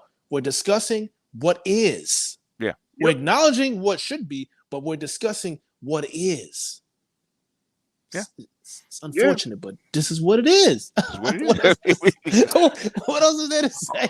Well, according to the rules, and it wasn't their purview, and all this kind of stuff. So why she have to step down? As if your side is following the rules anyway. Oops, did I say that out loud? No, it doesn't matter. One thing is, why did she have to step down? Because there was a coup. Because they used this against you. Yeah. That's what I'm saying. Yeah. So it didn't matter what she's supposed to America. What the rules she's supposed to obey. Okay, at the end of the day, guess what? Being president of Harvard is political. It's not about following the rules. Okay. Yeah, that's not a state school. With the exception of Trump, how many of our last presidents came out of Yale and Harvard? I'm trying to find the last one that didn't. I think Jimmy Carter's last one didn't because out of the Naval Academy. Trump didn't, but he still went to Penn. Oh, he went to Penn. Oh, he went to Penn. Yeah, okay. But still, it's not far off. Yeah. So that's how it works. Harvard's definitely political, and based on what Dr. Johnson said, that's no suspect. You at least wrote a book, and you're president of Harvard. Okay. They call it a trust fund with a school attached. That's what they call Harvard. The top Ivy Leagues? Yeah. Harvard's what, 100 billion or something like that? Even the private college that I went to, they had cake. Like they didn't have Harvard money, but they had money for just to and the guys in finance who were going to go high finance. There was money there for you to trade. Like that's what I'm saying. A lot of people don't really know what's going on out here, man. These endowments, and people to look at these endowments, man. Yeah. Harvard, MIT, Stanford, Yale, Princeton. Yeah. I mean, hedge fund numbers. That's what they said. It was hedge fund with a hedge fund with a university attached to it. Yeah, it's. Yeah. They could literally let every student go to school for free, and not even feel it. Man, when that 20-year, I'm sure anyone who had a brain that did it. Well, they probably get kicked. Well, we know why they won't do that, but yeah. Yeah, if you had put that, if they had put X amount of dollars in the 20-year when it was over 5%, the amount of money that would have been coming in. I mean, forget about trading. Oh my God! But again, this is why I tell guys: you gotta look at the policies. I'm sad to say, you gotta look at the demographics. You gotta look at the taxes. You gotta look at the resources of the land, and then this world makes so much more sense. I mean, what I'm saying, this could not be more obvious about, and if they're even talking about this, right? Okay, you know how you got here. Okay. She wasn't the only president up there being grilled. Do you know? I think Israel has a right to defend itself. So I think the president of MIT is supposed to be up next, right, for getting canned, right? Oh wow, that's what I'm hearing. They're really making the rounds, aren't they? They're not playing. And she's just the most vulnerable one. But they're not playing. But Harvard, they're trying to make a statement about people speaking out of turn or not cracking down on what they call anti-Semitic talk or protest. Really, it's about the protest on campus. Yeah, they've been complaining about that for hell since the first week. They've been complaining about that for since 2 months. October 7th. Yeah, they've been complaining about that since October 7th. You got to crack down on these students about protesting. Oh yeah. Yeah. Oh yeah. Yep. MIT. Oh yeah. Oh yeah. They were drilling her. Yeah. Yeah. They're drilling her.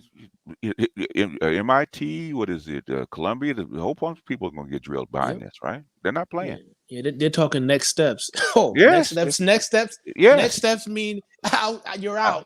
You're out. Yeah. Yeah. That's how come she was befuddled, right? She couldn't really give an answer because she's stuck. Do I actually advocate for free speech like the university is supposed to do, or what? I'm not going to toe the line. Yeah. So and even Obama couldn't save her. Yeah, it's called a shit test. Okay, no, he couldn't save her. He knew he couldn't save her. So she did the proper thing. Instead of being fired, she resigned. Okay. Yeah. So she can find another position elsewhere. Yeah. Well, she's gonna be on vacation for a while because it's a little too hot to hire that one. It is hot. It is hot. But yeah, but the thing is, I don't like. If you disagree with something, don't overtalk me, man. Let me, I just got up here. I wouldn't give you a little context why I did this stream. I opened my YouTube today and I looked at how you look at your notifications and it pretty much told me, and he was on earlier. MOT was talking about me. Okay. I was like, okay, what did I do? And I pull up the stream and he's apparently he agrees with the Maine and Colorado decision that they should take Trump off the ballot. Okay. Oh. And he was going over the art stream we did on Tuesday. Okay. When we were talking about it, and that's probably one of the reasons Mike was yelling at you because he played your part where took that shot at Mike. Yeah, shot fired. Yeah, motherfucker. Oh, yeah, that's right. we do this. And their main argument is, he incited the insurrection, blah blah blah, because that's what it says in the 14th Amendment, Section 3. I'm like, okay. Well, he was never convicted of starting the insurrection. Okay, correct. He made a statement. Yeah, and people reacted. He didn't tell people. He didn't literally instruct actually. them There's video of him go. saying the protest peacefully on that day. And they did impeach him. Okay, they put him on trial. Okay, yeah, and they found him innocent, right? Mm-hmm. So what are they going by? No, he helped encourage the insurrection, blah blah blah, and blah blah. Yeah, but he was to be on the ballot. I was like, okay. He was acquitted of that. So what are they going by? With Trump gets people's blood boiling. You just say true. The thing is, and this is what I said right after that, right? I said, okay, should he have, in my opinion, should he have been convicted? Yes. Did he start it? In my opinion, yes. Okay. The thing is, they cut a deal.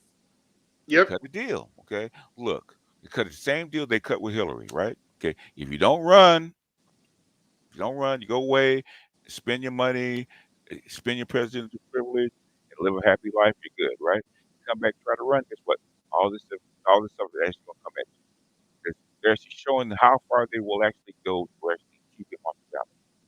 I have never seen things go this far in my whole entire lifetime. Yep. This is unprecedented. Yeah, you're breaking up. Oh, okay. Hold on. Oh, wait a minute. Yeah, you sound better now. But let's see something else. Yeah, and yeah, they playing with my mic. Okay, here we go. What I'm saying is, in my opinion, y'all. So don't get mad, Grandpa. All right, don't get mad. In my opinion, I have no insider information. This is just me looking at the facts as I see it. Right. Okay. In my opinion, they told him not to run. You ran, and you fucked around and found out. So this evidently he knew, but he doesn't care. So The thing is to go this far. If they want to go this far to keep them off the ballot, they can. Okay, at some point they can. The thing is, you've opened up a can of worms because they can be used on Yeah. somebody else. That's all we were saying. I'm saying that you couldn't do it. The thing is, that if you do it, what's going to happen is you actually made a precedent. Yeah, and as I said earlier, the Secretary of State, I can't think of her name right now, but the Secretary of State of Maine, Yeah. apparently people are swatting her, calling the police on her house. I'm like, y'all don't do that. I don't condone that crap. Leave people alone. But I welcome it. I was looking for their argument. What is their argument? Their argument is about January 6th. Is that it? It's, he helped he encouraged the people to do an insurrection on the U.S. government, and they would start talking yeah, about the other yeah. all the details and stuff about how they plan to get Mike Pence and all that. And What is I was like, you really think they told the president all that? If they had evidence that he was involved with that, that would have came out by now. It doesn't matter whether they had evidence or not. They have evidence. Okay, they knew. Mm-hmm. Do you send a sitting president to prison? Ooh, they don't want to open that can of worms. Do you send? Do you send a sitting president to prison? That has a domino effect. That's what I want to talk about. Talking about we don't want to get to the fact, like, okay, let's say they sent Trump to prison. Oh, you want to have that domino effect based on what the crimes presidents have done in the past? Okay. I mean, do you think that because my cousin is actually a newspaper editor, right? Right. She tells me maybe 1 in 30 stories actually get printed. 1 in 30. I believe that. The other stuff they suppress. Only 1 in 30 stories actually get printed.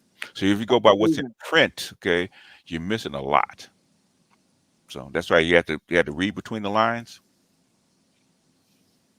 Why do you think California refused to do it? Mm-hmm.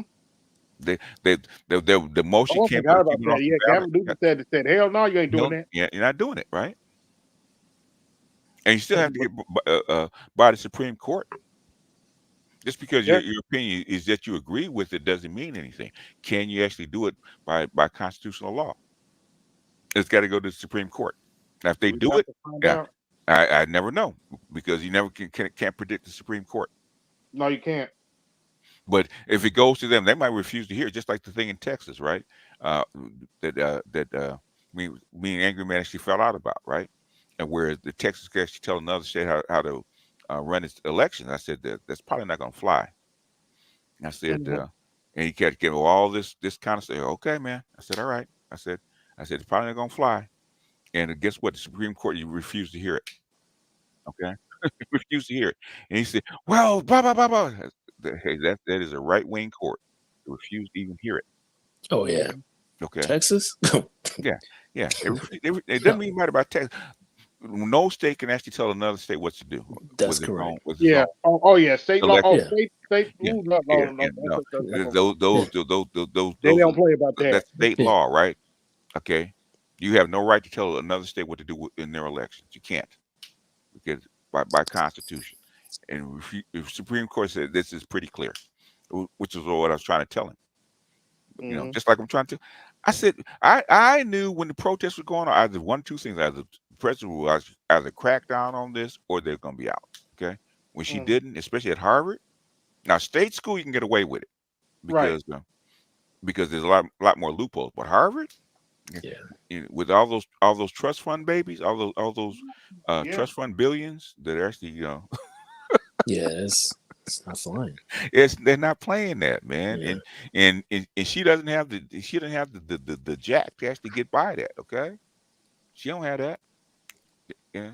So what do they call it? DI. What do they call it? Diversity. DEI. Diversity, inclusion, diversity. What is it? Diversity. What is it? Equity. Equity and inclusion, right? Yeah. Diversity, inclusion, hire. Yeah. Yep. Yeah, but if they were going to do that, but that's on in on the boardroom, that's fine. Okay, they're getting rid of people like that. But the thing is, some of the people like that, not all of them. But on a Harvard campus, that's not going to happen. But yeah, I know. My pastor has multiple degrees. He had to write an absurd amount of paper. You know, And basically because Doc Ashman was actually going to do something on it, right? And the first thing he Mhm, said is that how does she get to be president without publishing, right? Yeah, even being a full professor without publishing, right? She got 11 right. papers and no books. Okay, not only is she president, but the thing is, you know, just being full professor at Harvard without publishing a book. Come on. That's why I asked him about that. I said that he just told that to me. Okay, about that's how the things work. But no, Mhm, that doesn't matter.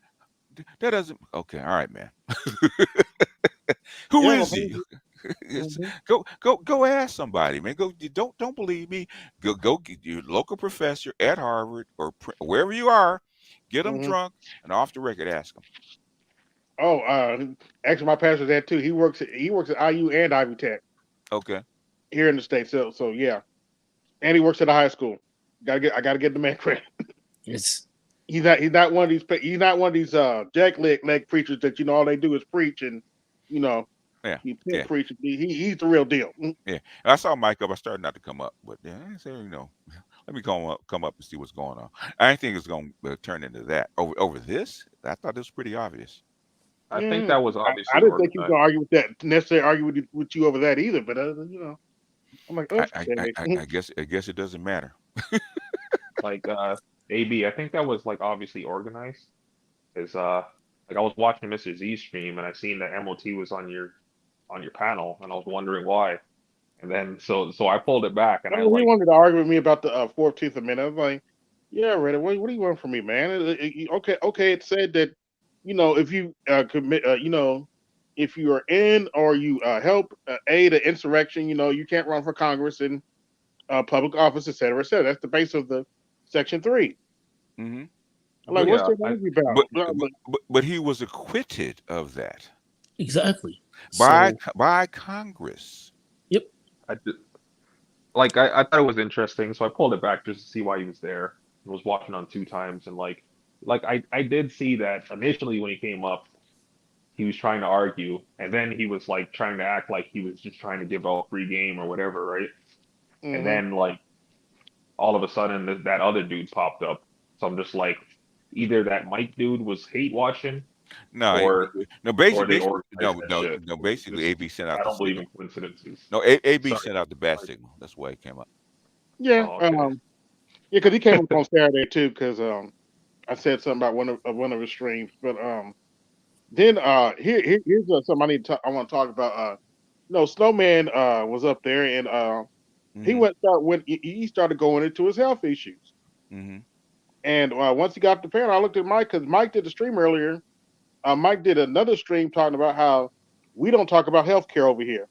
I was like, so as soon as Snowman got, I'm like, so we don't talk about healthcare, huh?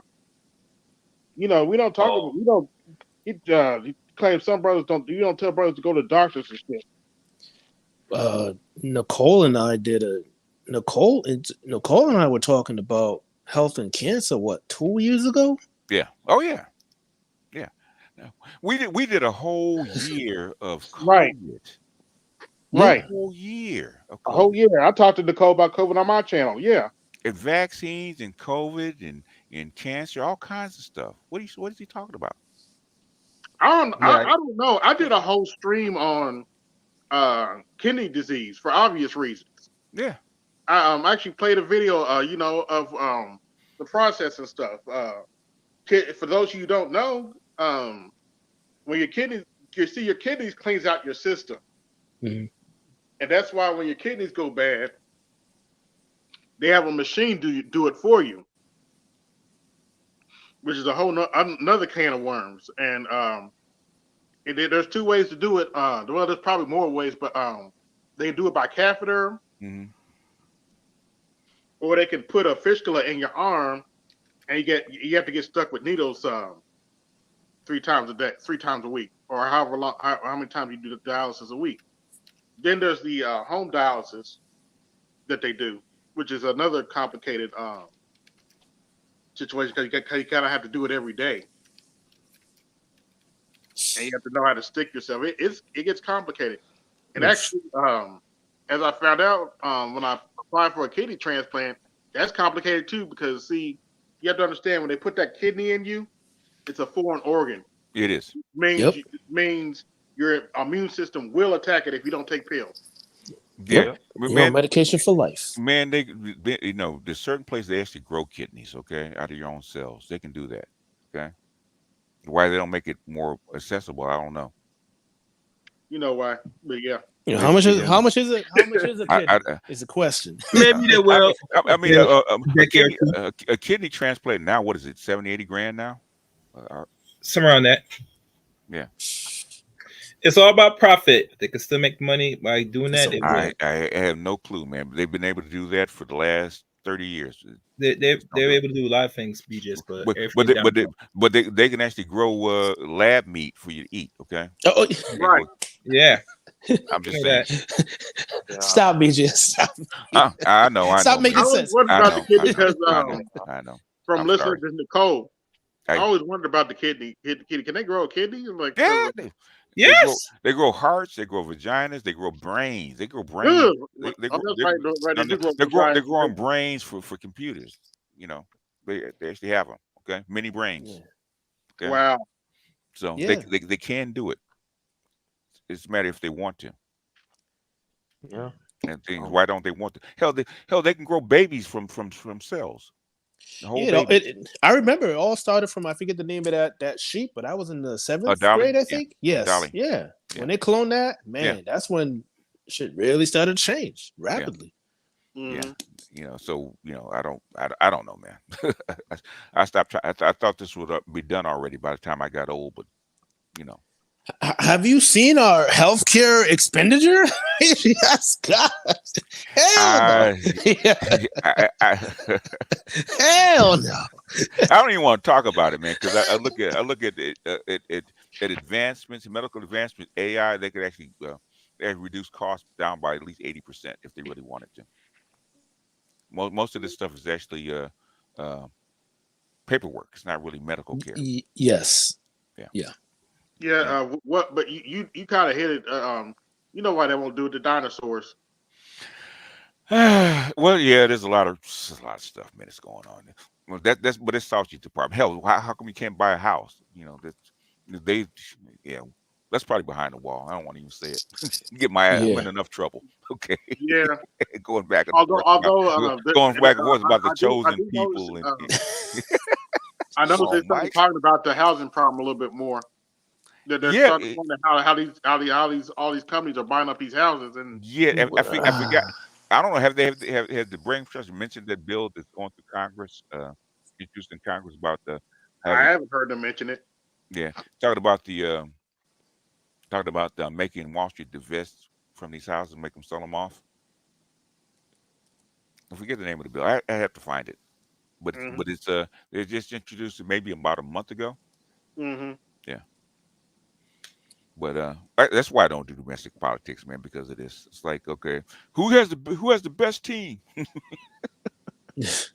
Either one, they both suck. I mean, why are we arguing about this, man? It's obvious. Okay, how come they didn't get rid of her before? Was that's the opportune time? Oh, interesting. Yeah. This is why to get rid of her, really, and for plagiarism, right? After how many years? Since 1997. In fact, let me see if I can find it. Jamal Thomas just did a video on this yesterday about her. Don't feel real bad, BGS. He's still mad at us over Stacey Abrams. I know she mentioned Why Stacey? I mean, we actually were trying to give them a heads up. Okay, these guys, because I'm talking to like people like Adrian in Atlanta, right? What's going on with her? They all had the same response. We all had the same response. So why you guys don't like that? What you want us to do? Well, because she's not talking to us. She don't like us, and they came across. It was blatant. It was blatant. Yeah, it was blatant. Yeah. So, yeah. It's like good What grief, you want man. us to do? Come on. So what are you guys arguing about? Okay, this stuff is not really important. And from what I heard, she wasn't listening to her own campaign people. They're like, you need to talk to certain people that she. They said they stubbed her nose. She turned her nose up at him. I'm like, Yeah, okay. and basically, what is it? Yvette Carnell said the exact same thing. Okay, that Jamal Thomas said, but she didn't play ball. Okay, and that's how you got your position. Okay, I know how much politics goes into this. Mm-hmm. He also tried to blame us for. I told you earlier. He tried to blame us for the black dude that lost to New Orleans. And I was like, hold on, wait a minute. The who? The black dude that lost to New Orleans. I think last year. Why is he blaming us? We're not in Louisiana. Well, that's not even the funny part. Uh-huh. If I'm not mistaken, the Democrats had the governorship for 8 years. Uh-huh. It is not our fault he lost. Okay. If you couldn't run on what the Democrats did over that 8 years, that's not our problem. The thing is, okay, if you want us to support a guy, right? Okay, whoever it is, right? Right. All you have to do is say, what's his name? What's his platform? Okay. Not after the fact, after he loses. We don't even know the guy. Right. He's we have no effect on Louisiana's outcome as far as him being a congressman. Nothing. But we can affect people if you can let us know ahead of time, and there's a reason I have to get behind him. But why is it black man? I thought we weren't that important. Yeah. I guess sometimes we are, sometimes we're not. Okay. I thought we didn't have an impact. Oh wait. Yeah. Oh wait. You ready? Oh wait. Yeah. Go ahead. Go pull it up. All right. My name is Jamal Thomas. I'm joined with Malik Abdul, coming to you live out of our station in Washington, D.C. Harvard president, or I should say former Harvard president, Claudine Gay. She has resigned, or I should say Dr. Claudine Gay. She resigned from her position after a massive amount of protests against her in that particular position, hitting her on anti-Semitism, hitting her on plagiarism charges. And let's be clear, though. It's about the anti-Semitism claim, meaning it's her performance in Congress and the Stefanik's, let's say, given an appearance as if she doesn't care about anti-Semitism at Harvard campus. I think this is ludicrous. I think all things being equal, this has everything to do with her backing up Palestinians. It's just that. It's just having the ability to have a secondary point of view, meaning the ability to criticize Israel all of a sudden became, quote unquote, anti-Semitism. And all of the people came around to basically go after her for it. The plagiarism claims go all the way back to 1997. 1997. You telling me that you didn't find out, you can find out that this woman wrote something or didn't attribute in the way that she was supposed to attribute, going back for like 25, 26 years. And then all of a sudden, hey, she plagiarizes everything she puts down, so clearly she has to go. I accept that as the person in charge of Harvard, that your job is not just students, but it's also fundraising. And a lot of the issue that Harvard had, is that fundraising. Meaning Harvard stood by her in their review of her work. They gave her a pass on it. And all of the other plagiarism charges basically came up, making it untenable for her to keep her position. I want to play this first clip. This first clip is what took place in Congress, where all of it started for her, where this looked extremely bad. She did not answer this question well, and her troubles started here. Let's play this clip. Let's play the first clip. And Dr. Gay, at Harvard, does calling for the genocide of Jews violate Harvard's rules of bullying and harassment? Yes or no? It can be, depending on the context. What's the context? Targeted at an individual. It's targeted at Jewish students, Jewish individuals. Do you understand your testimony is dehumanizing them? Do you understand that dehumanization is part of anti-Semitism? I will ask you one more time. Does calling for the genocide of Jews violate Harvard's rules of bullying and harassment? Yes or no? Anti-Semitic rhetoric. And is anti-Semitic rhetoric? Anti-Semitic rhetoric, when it crosses into conduct that amounts to bullying, harassment, intimidation, that is actionable conduct, and we do take action. That sounds bad. And honestly, I have heard no one on the left, as far to the left, give her a pass on this answer. Because all of them admitted this is a bad take. This is a bad answer. I understand she's in her head. She's thinking to herself, well, if I say yes to this, then she's going to ask me about River to the Sea. And River to the Sea, depending upon the context, she's in her head. And because she's in her head, instead of just saying, yes, anti-Semitic rhetoric is a problem and we will deal with the problem, et cetera, she doesn't do that. She gives a contextual answer that while on its face may be okay to somebody on the left because they understand where she was coming from, allowed all sorts of chum in the water for them to attack her. I don't believe for a moment this woman is anti-Semitic. I believe that Stefanik, her position on this, had everything to do with this allowing criticism of Israel in a way that they didn't particularly like. Look at all of the people in the various college campuses, Alan Dershowitz or some of these other people in Congress that had no issue attacking Palestinians. Zero issue saying, hey, the 20,000 dead Palestinians is perfectly okay. There should be more. None of those professors were dragged to Congress in order to get beat on the head of saying, hey, why are you okay with the death of all of these Palestinians? Why are you okay with not backing the Palestinian cause? That was never part of the discussion. It was always going in one particular direction. She answered this question poorly. And then all of a sudden, plagiarism claims. Plagiarism. 20 cases, 30 cases, 40 cases. We found 4 more. We found 3 more in the shoebox. We found plagiarism everywhere. Now, again, this is going back to a paper she wrote back in 1997. Harvard, reviewing her information, basically gave her a pass on that information, saying, look, she's going to have to redo elements of her paper, but we know she was sticking by her. Many of the campus were sticking by her. Even when you're looking at the New York Times and you're reading some of the things that the people were saying on campus, they said they were saddened by the fact that she was leaving. They were sticking by her. The New York Times points out the key issue. They point out the key issue. At the very least, the key issue in her leaving. College presidents are not only administrations or administrators and intellectual leaders, they're also chief fundraisers for their institution. And Claudine Gay loss of support among Harvard's donors may have played a key role in her resignation on Tuesday. You think? When you have all of these donors saying, well, I don't like the fact that she's head of that university. I have all of this money, I have billions of dollars, and I am no longer going to give any of my money to this particular institution, to Harvard. She was damaged goods at that point. Even from an intellectual standpoint. Look, I get it, right? Many of the attributions or her giving false attribution or not giving attribution, I should say, those things didn't necessarily rise to this massive level, like an Alan Dershowitz, where he misrepresented information pointed out by Norman Finkelstein. I remember that interview where Finkelstein dominated him on that interview.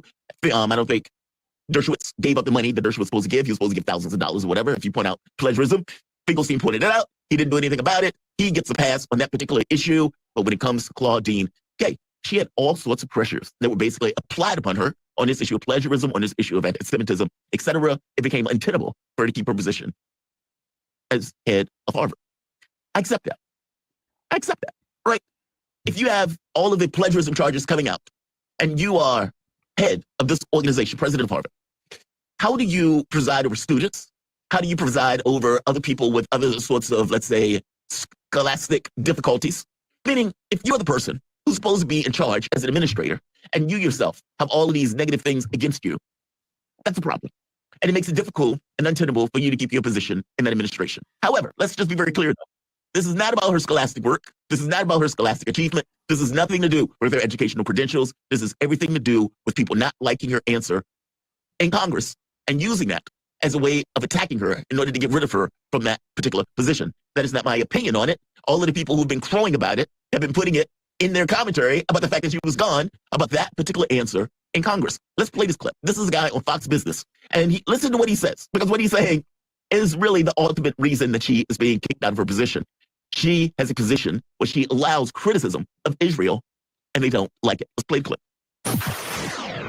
Point, let this be a lesson to all those that are watching. Number one, don't mess with Jews. We're done with anti-Semitism. We're done with the crap. We're done with taking all of the hate and negativity and discrimination that we faced for hundreds of years, and certainly since October 7th. It's done. You come for us, we are going to strike back twice as hard. The second reaction I have is, let this be a lesson for higher education. Let's make learning about learning again. Let's stop with this political theater. Let's stop with this social activism. Let's stop with this focus on race and ethnicity and identity. Let's talk about intellectual diversity. And I hope that this day, January 2nd, moving onwards, can be a day where we can take into account the fact that learning matters, education matters, and taking a stand against hate and anti-Semitism also matters. No, taking a stand against hate doesn't matter in this particular situation. And I love this. He says, don't mess with Jews. You come for us, we're going to strike you twice as hard. She didn't come for Jews. She was just trying to do her job. And part of her job is to allow political discourse. That political discourse can be against or condemnation and criticism of Israel. The issue is that. It's just that. None of this other stuff matters. None of this other stuff applies. They don't care about the scholastic achievement or whether or not she plagiarized anything. None of that stuff matters to them. At the end of the day, don't mess with Jews. You come for us, we're going to hit you twice as hard. And then to say this shouldn't be about political theater and social activism. All of this was social activism. All of this. The attacks on her was literally social activism. Plagiarism might have been used as a tool to go against her. And it is indeed an effective tool to go after somebody who's basically president of Harvard. Fair enough. But let's just be clear, had nothing to do about her scholastic achievement. Nobody cared about her scholastic achievement in this particular situation. What they did was use it as a gateway to get rid of her. Now, I'm pretty sure if you went and looked at all of these other people who are running other institutions, that you would probably find aspects of their work that may also come under this. Again, I'm pointing at Alan Dershowitz. I'm basically saying, though, you can get rid of her. Fair enough. You can use this as a reason and as a cudgel to get her out of her position. Again, fair enough. But let's be very clear what this is about. She allowed criticism of Israel. I agree that you can't allow people to be anti-Semitic. You can't threaten people on campus. All of that stuff is beyond the pale. I'm saying, though, that all things being equal, this boiled down to her allowing criticism of Israel. And that is the reason they got rid of her. It has nothing to do with the scholastic stuff. It has everything to do with her position, or at the very least, allowing criticism in a way that they didn't particularly like. Her answer, Stefanik, was bad. Everybody on the left that I've heard has admitted such. But is that a reason for her to be fired? Or for that matter, for her to resign? All things being equal, she's being pushed out. She's not leaving because she wants to. She's leaving because she's being pushed out. This is unfortunate. And I'm saying unfortunate in the sense that criticism of Israel is perfectly fine, especially in a country with the First Amendment. Should be fine, even among college presidents, or for that matter, allowing students to do so. I don't know who they're going to bring in the position after her, but all things being equal, Claudine Gay resigned. You guys are listening to Fault Lines. My name is Jamal Thomas with Malik Abdul. We'll be back in a moment. Welcome back to Fault Lines. All right. All right. See? Oh, but we don't know. We're talking about we're the only ones. The only ones. Yes, the only ones. Like, as if we don't read other news sources. If I don't watch, like I don't watch Duran every day. No, boy. I guess I have to do a video on this because Doc was asking, "What did I think about it?" I said, "I want to go." I said, "Man, you know what? I'm not interested in actually doing this kind of stuff." But I guess I have to now. What else was on the docket though? When I didn't actually expect this one to come. Then we were talking about migrants for a minute. He was because I was like, Biden. You know, Biden has an immigration problem, man. If you can't see that, you know, he's like, but it's not his fault. It's because Greg Abbott and others are busing people up to the states. Like, okay, okay, you try dealing with 1 million people on your border. I was about to say, how they get here. No, he made the call for it. He made the call for migrants. You know, he kind of sounded the alarm that they want migrants to come up here. That's why they're all coming at the border. He actually called for him. That's why they're showing up. AB, I got to say something. I've heard you and BGS mention their channel. I don't want to repeat the name, but you know what I'm talking about. I heard you mention their channel. So I went over there and I watched a few of their videos and streams and shit. And I heard in one of their streams, it was hilarious. You're like our butts don't hurt. I was just dying. Okay. Oh. Okay. I call them ButtHurt Blue no matter. I don't. You know. I mean, this stuff is so. They keep doing it, so I'm good. So this stuff is so elementary and basic. Why are we arguing over this? You know, when it's pretty obvious. You know, action reaction. Okay, they until October 7th, they had no qualms about who she was and why she was there.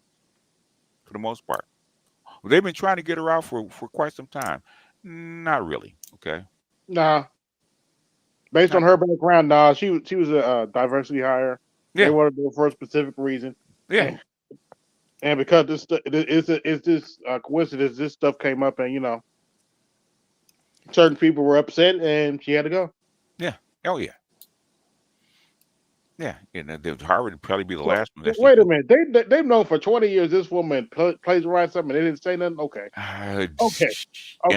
In other words, you know, does it rise to the standard of being plagiarism, right? And depending on who's judging, okay, if it's just some kid, you know, trying to get a degree, that's fine, okay, and it's not that big a deal until they actually want to go back and look and hold you to a strict standard, right? And all of a sudden, they hold you to a very strict standard, and then probably just about all the papers probably could be that. Remember, when you're black, you have to be twice as good. To get half. Four times as good. What they have. Yeah. Yeah, that's ugly truth, unfortunately. So you better be squeaky clean. He should have played the whole speech. Yeah. So does that Mike dude have a PhD? I don't think know. I think I he don't had a think bachelor's so. in engineering. I think that's what he has a bachelor's in. Yeah, he's in Well, the tech. He's in the tech sector. The reason why I asked that question because Dr. Thunder did a stream earlier this morning and he was talking about he doesn't like he was saying that's like primarily an issue in the black community where they want to like pick at somebody's credentials instead of looking at the argument they're actually making and whether it makes sense or not, which is pretty much what he pulled tonight. Because like when BGS asked him the question, even AB was like telling him you're not answering the question, and then right after that he's like, "Oh, I'm gonna fire up a stream." He still didn't answer the question. Okay. I mean, Still didn't answer the literally, question. literally, before I got on here, Dr. J said the exact same thing. He actually wasn't going to actually do a show on it because that's exactly what he said. How does a I said how do women get by with that? They don't write, they don't publish. Okay, they Andre, might I'm write not a few offended. essays, and they get full professorship. He actually said something like that, you know.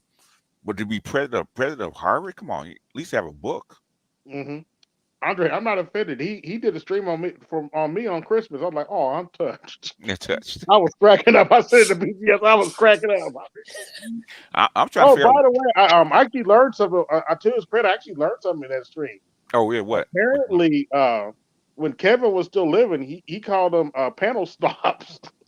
I was like, damn, I had to ask BTS, did he really say that? I was like, that's funny. Call them what? Panel stoppers? Snobs. Oh yeah, they are. Yeah. He called them panel snobs. I'm like, wow.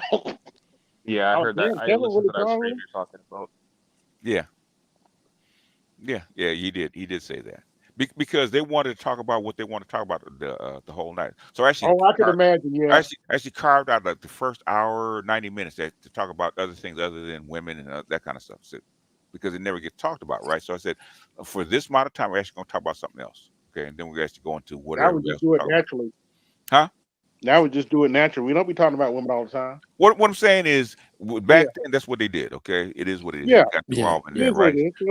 So things like politics, business, money, all the kind of stuff. They want to talk science. They want to talk about first 90 minutes, but they got upset. How come we can't be the whole show? Because because most people don't want to talk about the whole show. Yeah. Exactly. Yeah, it's very niche. It's very niche. Plus, it's a free flowing conversation. If everybody wants to talk about it, that's fine. I don't have a problem with it. Right? That's what I call it. Yeah, we talk about physics and stuff like that. Yeah, particle physics and all kind of shit, man. In the wee hours of the night. But the thing is, that's not what they want to talk about. So that's fine. So I actually carved out like the first 90 minutes actually talk about something other than women. Okay, anything else other than women? Politics, money. Health, anything, right? Other than that, right? So but that's how the Black Brain Trust was actually born because they want to talk about nothing but that. That's it. That's fine.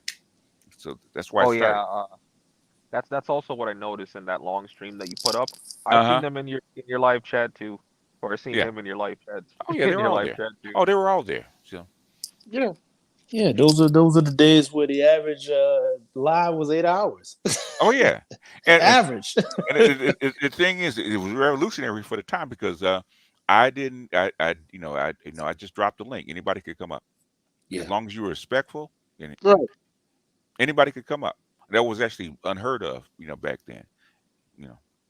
Well, there's people gonna troll you, and they're gonna. I said, I'll take that chance. Okay, I know that's possible. But the thing is, most people actually respected the platform and didn't do that. Yeah, you gotta. You missed it, Andre. BTS used to travel to certain place you wouldn't think he would travel to, but he traveled there. He's been on. What was that? Nyla's. What was that? Nyla's panel. Nyla's panels, Cynthia G's panels. Who else?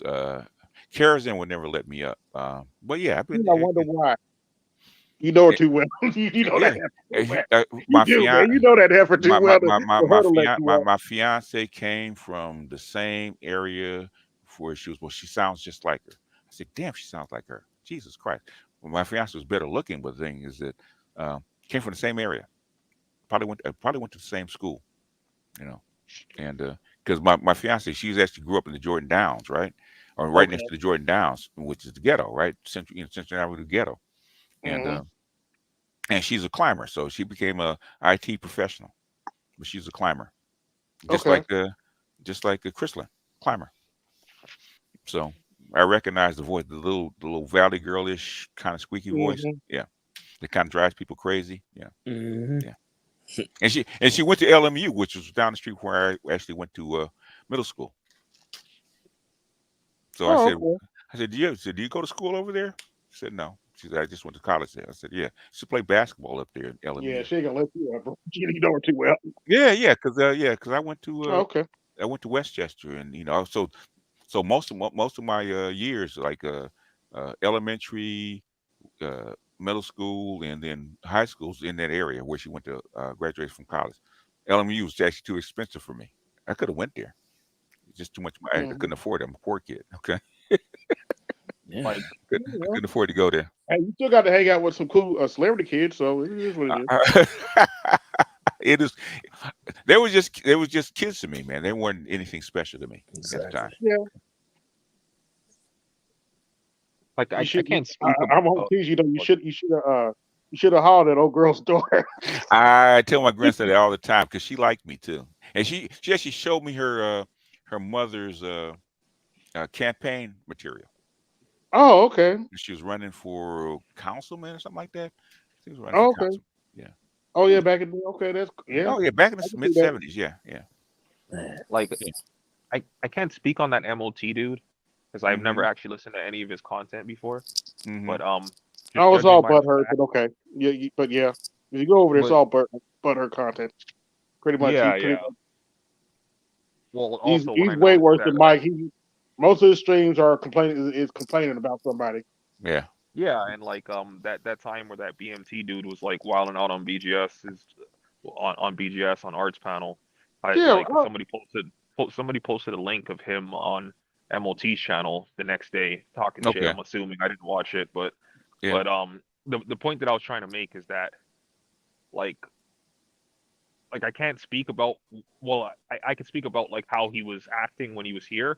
Like he did come in with an argument initially, but he kind of like calmed down and he was like acting somewhat reasonable.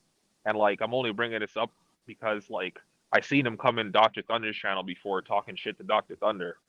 Like, and he got blocked with the quickness or whatever, right? But but for the fact that he was the one being reasonable compared to like that Mike dude that's supposed to be an intellectual and he's like having a shouting match. Like I find that like interesting. It is what it is. What is MLT's issue with the PhDs, man? They ain't done nothing to him. I really don't know. I don't know. I never figured that out. He's ex-military, right? And he's a trucker, right? So I mean, he's a blue collar guy. Okay. So that might be the thing. A lot, you know how it is. It's a class thing. That might be what it is. Okay. Well, it could be it. The part that I forgot to add was like Dr. Thunder doesn't start beef with anybody. So like the fact that he was doing that shit, I was just like, what the hell? No, that's the thing. He just don't like him. Dr. T never started a beef with him. No. Oh, Man of Tomorrow's in the chat still. He says he can come up and tell and explain. Oh boy.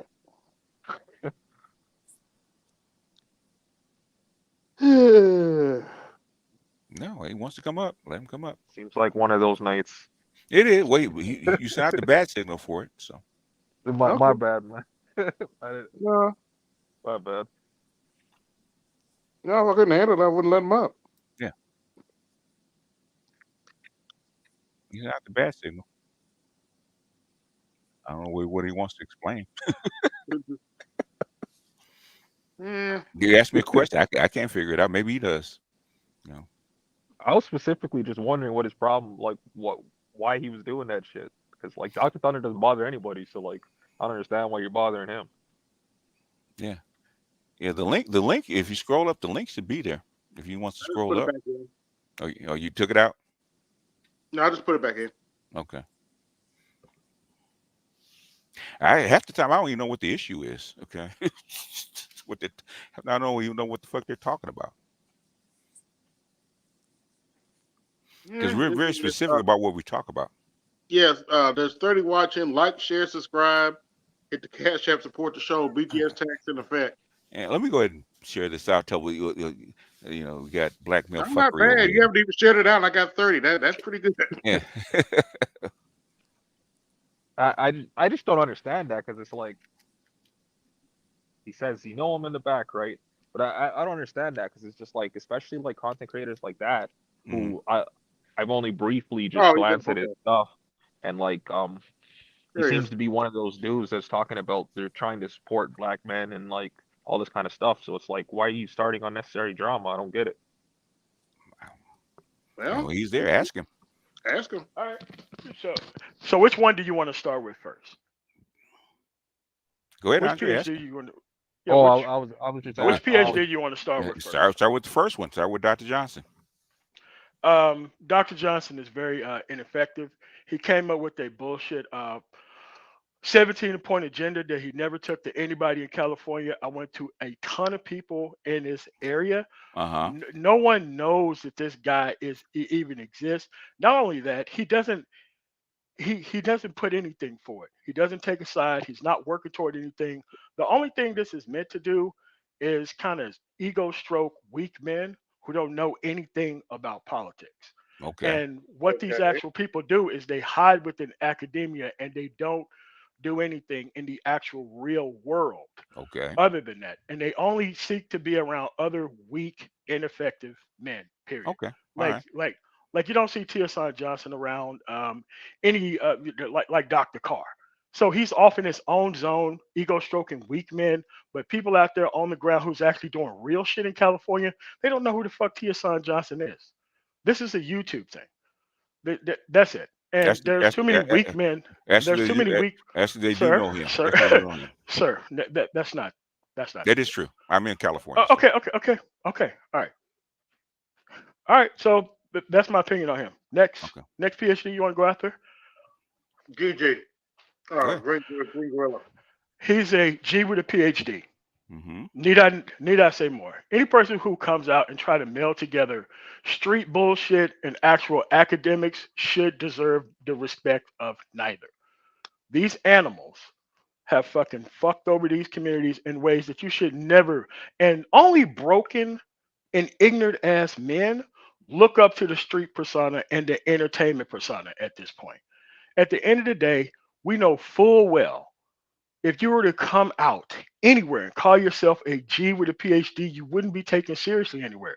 Again, the Black Manosphere seemed to be an actual clearinghouse for weak ass fucking men who want to look up to bullshit niggas. That's why I don't like that specific PhD. Okay. Can philosophy be good? Yeah, it can be good. But see, you got to pick a side. You got to do shit. But see, this is my problem with all PhDs. They don't pick a side. They don't get out there. They don't do shit. They don't have organization. What's the point of going to get a PhD if you're not going to have an organization? It doesn't make any sense. Like, okay, so a lot of people who went to Jackson State and Mississippi Valley State and Delta State and all those colleges in Mississippi, when they go get their PhD, they have organizations that they are raising money for, and they're conducting studies with their PhD. They're not just sitting there just teaching at schools. You teach at schools and you do other shit when you get your PhD. Like, this is why you go and do research. You go do research so that way you can make things better, so that way you can put things towards legislation. These people are nothing but entertainers.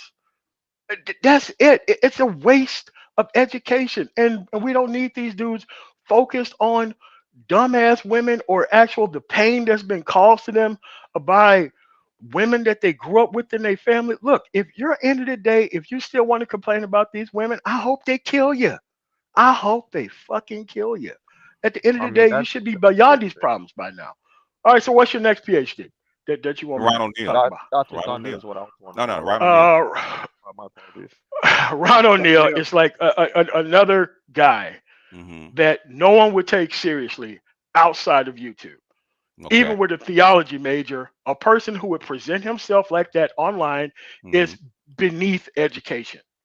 Again, probably another guy who doesn't have an organization, has a PhD, don't know what the fuck he's doing with the PhD. Again, a whole bunch of lost, shiftless niggas who want to look up to some bullshit ass fucking figure. What percentage That's my of PhDs? issue. What percentage of PhDs have organizations? Do you know? I'm talking about these PhDs. No. Boy, you said the PhDs I know. The PhDs I know. No. What percentage? No, sir. No. BGS. Uh-huh. I'm talking about the bullshit artists that you said that you brought here. No. Okay. These are these bullshit artists that you brought here. With doctorates. Okay. Yes, these are bullshit artists. With these are not real PhDs. These are some of the worst not, individuals. Really? Okay, they're not. Yeah, they're bullshit artists. Okay. They are. But the CV said they have a PhD. Okay. I mean, they're just an entertainer with a PhD. That's all it is. When you brought them to the space, they didn't come here to write legislation or do anything or do nothing. They came here to grift off of broken, lost, and dumb ass dudes. Okay. What's the next PhD that you want me to actually comment on? You said Dr. Thunder. Oh, Dr. Thunder, yeah. Dr. Thunder, extremely stupid, incredibly fucking ignorant ass individual, so fucking dumb, get lost in his own fucking words whenever he fucking talks. Every morning, supposed to be happily fucking married, but he's worried about the black relationship shit. Again, why the fuck are you here? As a PhD, and this is what the fuck you do with your time. And you don't believe in affirmative action. You know full fucking well you are an affirmative action fucking hire. You claim to be in the fucking middle. You're consistently always around these right-wing fucking people. You live in Ohio. There's no third party in Ohio. The fucking Republican Party runs everything outside of Akron, Toledo, Cincinnati, and I forget where the other blue speck is. I think in the southwest part of the map, or maybe it's southeast. Outside of this, and then another incredibly useless fucking individual online that you brought here to talk about women. See, the problem is, BGS, you've been here 9 years. You could have got your own PhD and you could have been doing things to solve problems, but you didn't. You require a bunch of sycophants and young ass men who don't know what the fuck is going on, and these people ain't gonna be running shit. So why are you here? Why are you here? Yeah, I'm here to make shit better for actual black men. I've actually taken a side. Hey. I've actually taken a side. Colorado works fine. Colorado works fine. Okay. So Colorado works amazing. Guess what? I'm taking a side. The actual party that I'm a part of runs the actual legislature. The Denver metro area works fine. We legalized marijuana. We expunged people's records. We're doing stuff in Colorado. Legalizing marijuana. That's right. Yeah, that's real. Oh, dude, we legalized psilocybin mushrooms, and they're about to legalize. Yeah, they did that in California. There's a reason for that, but yeah, but you know. Yeah, but that's what I'm saying. It's like, dude, like no, it's not about money. It's about fentanyl. You got to get people off that fucking fentanyl. Oh, turn up. Okay, yeah, that makes sense. Yeah. Okay. Well, it is about money. It is about money. No, not really. BGS. We built light rail from the Aurora Mall to the Denver International Airport. How long ago was that? As soon as we passed the actual legalization, we actually did that. Dude, how long? It's been a while. It's been a while. Light rail. How long has the light rail been there when they built the airport? BGS. The actual light rail was built after the marijuana legalization. You can your way all the way through this all you want to. You need to go legalize things in your own state. It is legalized. You need to grow up as a They just did it. They just did it. They just did it, motherfucker. They just did it. Okay. They just all right, man. So is there any more other questions so that way I can get up out of here? Bye. Well, my other question I had for you is like, if you say that you're about like trying to help out black men and not all black men, not these bullshit artists, and not BGS. Well, not all. I'm glad. We agree on that. Don't help the bear. Okay, help the bear. Help the bear. I'm not trying to help. Help the bear. Okay, so I'm not trying to help. We could all agree. I'm not trying to help any black man who's caught up in his hood persona. I'm not trying to help any black man who's trying to keep complaining about women. I'm not trying to help black men who haven't taken no fucking side, who don't fucking vote, who don't actually participate in society. I'm not trying to help black men who are like complaining about fucking immigration, knowing full fucking well they ain't trying to get them chicken jobs or picking rice in the field. I'm sick of dealing with these fucking shiftless ass fucking niggas. I'm sick of them. Okay. Sick to my fucking back teeth for these fucking reptiles. All right. Anything that else? Was a massive. No. That was a massive blanket, but Andre, let him go. Yeah. No. Like I said, you asked me a straightforward question, straightforward answer. Go ahead. Ask some questions. Go ahead. I got one It's bullshit, but he asked. Well, the only question I was just gonna ask. No, wait a minute, Andre, wait a minute. I got a question. Do you still not hire brothers who have children? Dude, that's never been the case. Okay, that's never been the case. And BGS knows that's the case because he was back there in the back chat after that live stream was over with. What was BGS about? Back chat? What live stream? Okay, so when I was online talking to actual, let me which live stream, sir? Could you shut the fuck up so I can answer your question? Which motherfucking Don't live fucking stream, interrupt me. I can't interrupt you, motherfucker. I can't. Why the fuck are you interrupting me when you asking me a question? I said, okay, all right. So you mentioned my name, nigga. So I'm trying to answer your question, but you keep filibustering me through my question. Okay, the live stream when I came on to your Coliseum live stream, it was me and versus Angry Man. When I said that I don't hire niggas on child support, and I gave my reason why. Okay. You know full well, because I was there, Sub-Zero was there, Jay Sean was there, a whole bunch of people was there for that conversation. After that live stream was over, me and Angry Man talked after the live stream was over. That's the part that people don't get. And I did change my actual hiring standards to where, you know what? I started hiring felons and everybody else. So now I had a caveat to not hiring niggas on child support. Listen, if I can't sit down and hire you guys as a fucking family unit, so that way my truck is not stopped at some way station because you ain't paying your child support shit, then I'm not fucking with either one of these entities. So that's what I changed. It wasn't that I didn't hire people who didn't have kids. It's just that I said some highly out of pocket shit and I had to clean it up behind the scenes. But somehow people hear what they want to hear. And that's what's the actual story about that after that happened. All right. Fair enough. So I did change what did happen because like once I started hearing it, I had a far more reasonable and far more rational approach to how I even approached it because now I had better, far more loyaler employees because I started incorporating what was told by these people by just dismissing them all together.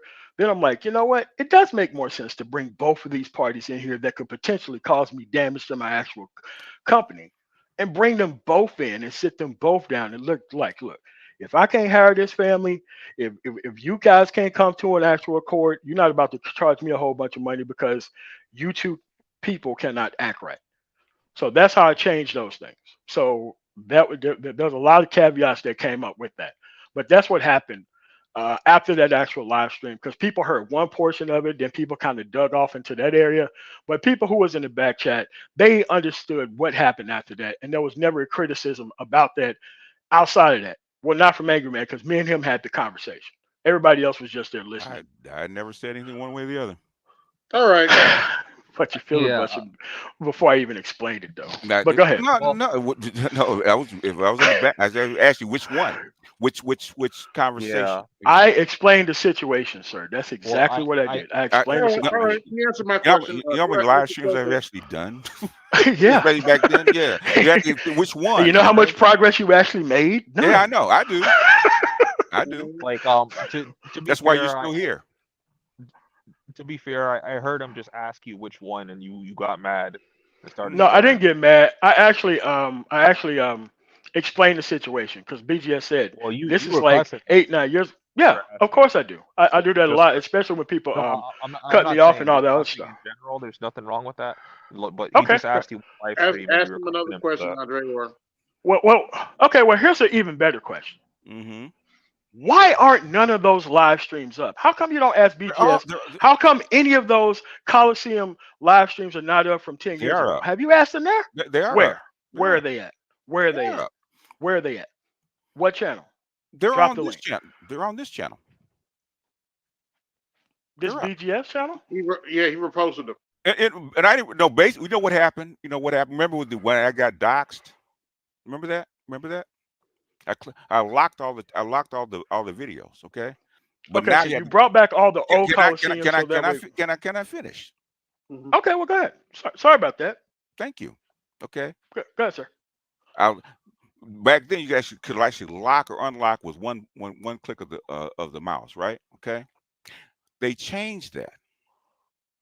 So now I have to go page by page and unlock them. I unlocked half of them, And when I was trying to say these things are actually still hidden, so I actually went out, actually unlocked them all. I have no reason to actually hide them. No, I mean, but they wasn't there before, and apparently they're there now. I'm just asking the question because he's asking me a question about a specific live stream from a long time ago, and if they're locked, I can't see what live stream that it is, but I can't explain the situation. Do you understand the difference between explain the situation versus an actual live stream that says live stream about XYZ? Once you told me the live stream that we were on, I remember that one. That's why I asked you which one. But I explained the situation. You just did. That's what you just the situation. You said that a lot of times. The things that you said. Sir, but I explained the situation. That's how your memory was refreshed. You didn't even know the name of the live stream. That's why I had to explain the situation. You didn't either. That's why I asked you which one. Once you told me which one, and was actually after the stream, okay? Because it shut off after 8 hours. Okay. Back then. So I don't see that how that added to it, but I explained the situation. So we now know that the situation has been explained. Because my explanation is not representative of what happened on the live stream. I didn't ask you the question either. It was him. I know, but I'm explaining it to other people who don't know, even though you were there, or maybe you were asleep. This is why I'm explaining it. I had you said BGS knows. When you mentioned my name, I said, okay, now which one? Because I don't know. It happened in the back chat on one of your streams. That's what I explained. It wasn't out of back chat. It was off air. We had no back chat back then. Whatever, same thing. All right. Okay. All right. Tomato. All right. So, is there any more other questions? I don't have a question for you. I was going to say, though I don't agree with what you said for the most part, I respect you standing on your square because that other dude just like peeled off as soon as he got asked the question, didn't want to answer. What other dude? Talking about Mike. Yeah. Oh, I had to take a phone call. Did something happen when I left? I don't know. BGS asked him a question and he didn't want to answer, and he's just like, I'm going to start up my own stream.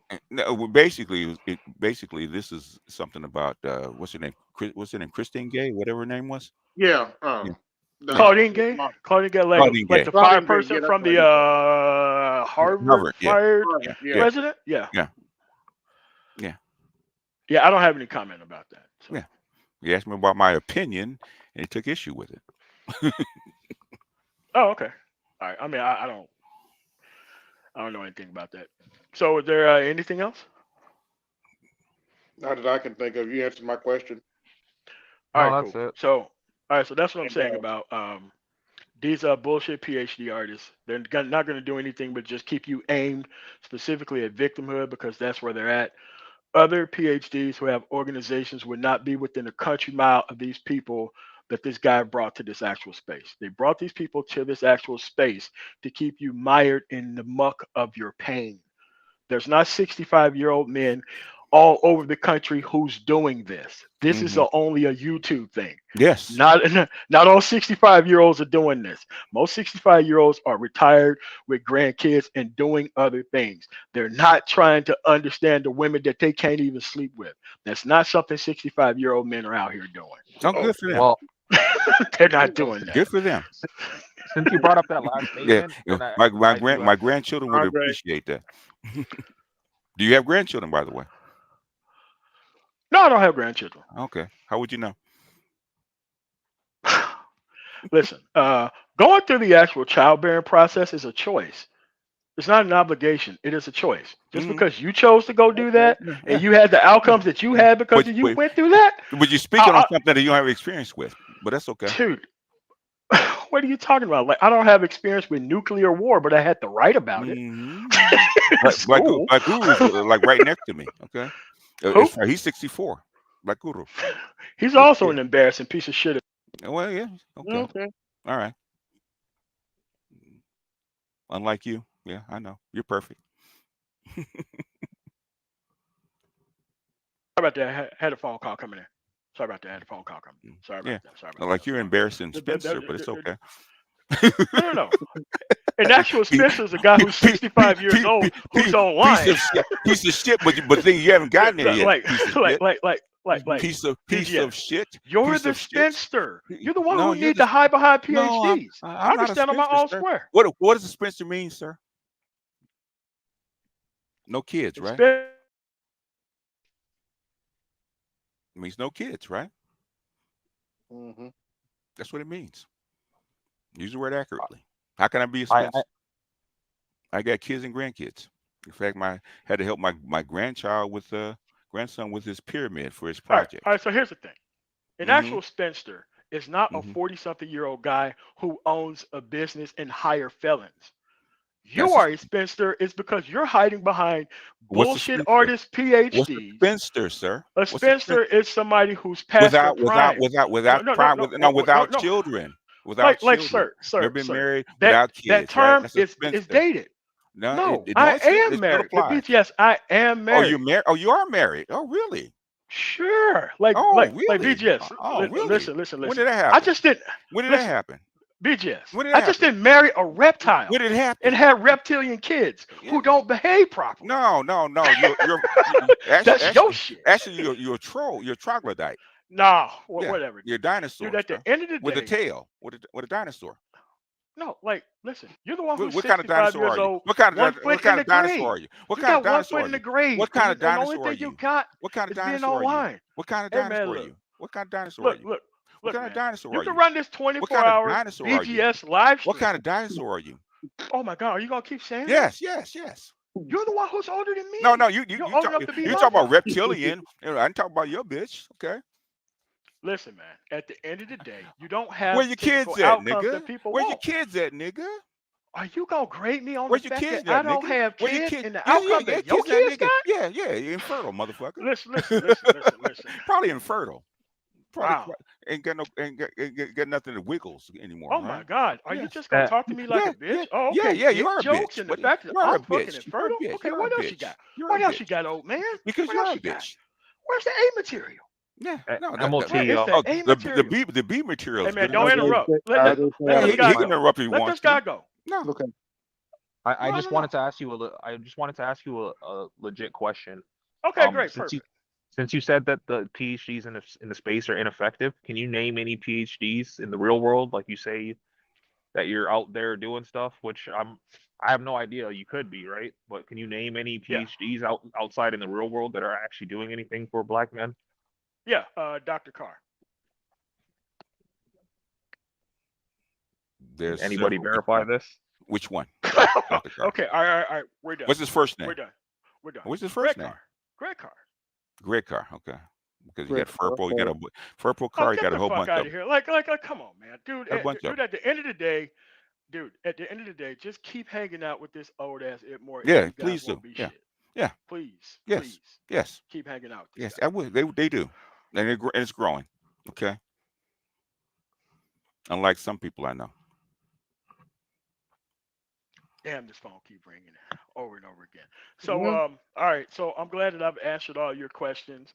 And BGS doesn't talk about politics because he's not for change. This is how come he hasn't taken a side. And he lives in liberal-ass California. We just did talk about politics, sir. Yeah, but what side have you taken? Which tangible side have you taken? On which subject, sir? Why we need to pick a side? Yeah, because if you're going to actually have some type of progress in this country, you're going to need to pick a side. No, I don't. No, I don't. Okay. All right. Okay, we'll just continue to keep complaining about women and the things that are going wrong in society, and nothing will ever change. It's already starting to change, sir.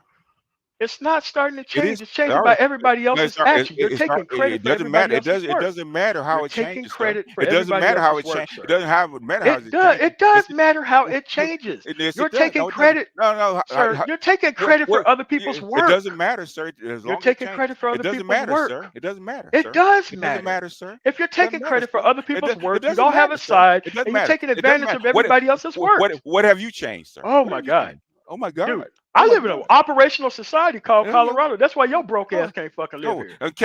California. No, nigga, you can't fucking live here. You can't live here. Oh, sure I can. You can't live in a different metro area. You sure can. Bro, listen, man. We ain't got room for Itmores or bullshit PhDs. Oh, they got plenty of Itmores in Colorado, sir. I got cousins and uncles in Colorado, sir. Yeah, living off Martin Luther King 5 points. They got plenty of niggas and been there for years, man. Been there for years. Okay. You know what we did? We gave them more shit, since the free 70s, sir. access Before to you were everything. born. You know what Before they you were did? born. Before you were born, sir. Before you were born. Oh, Yeah, it more. Yeah. So when you gonna start debating actual politics? That's why you man. still So here. when you gonna do that? Debate when you gonna do that?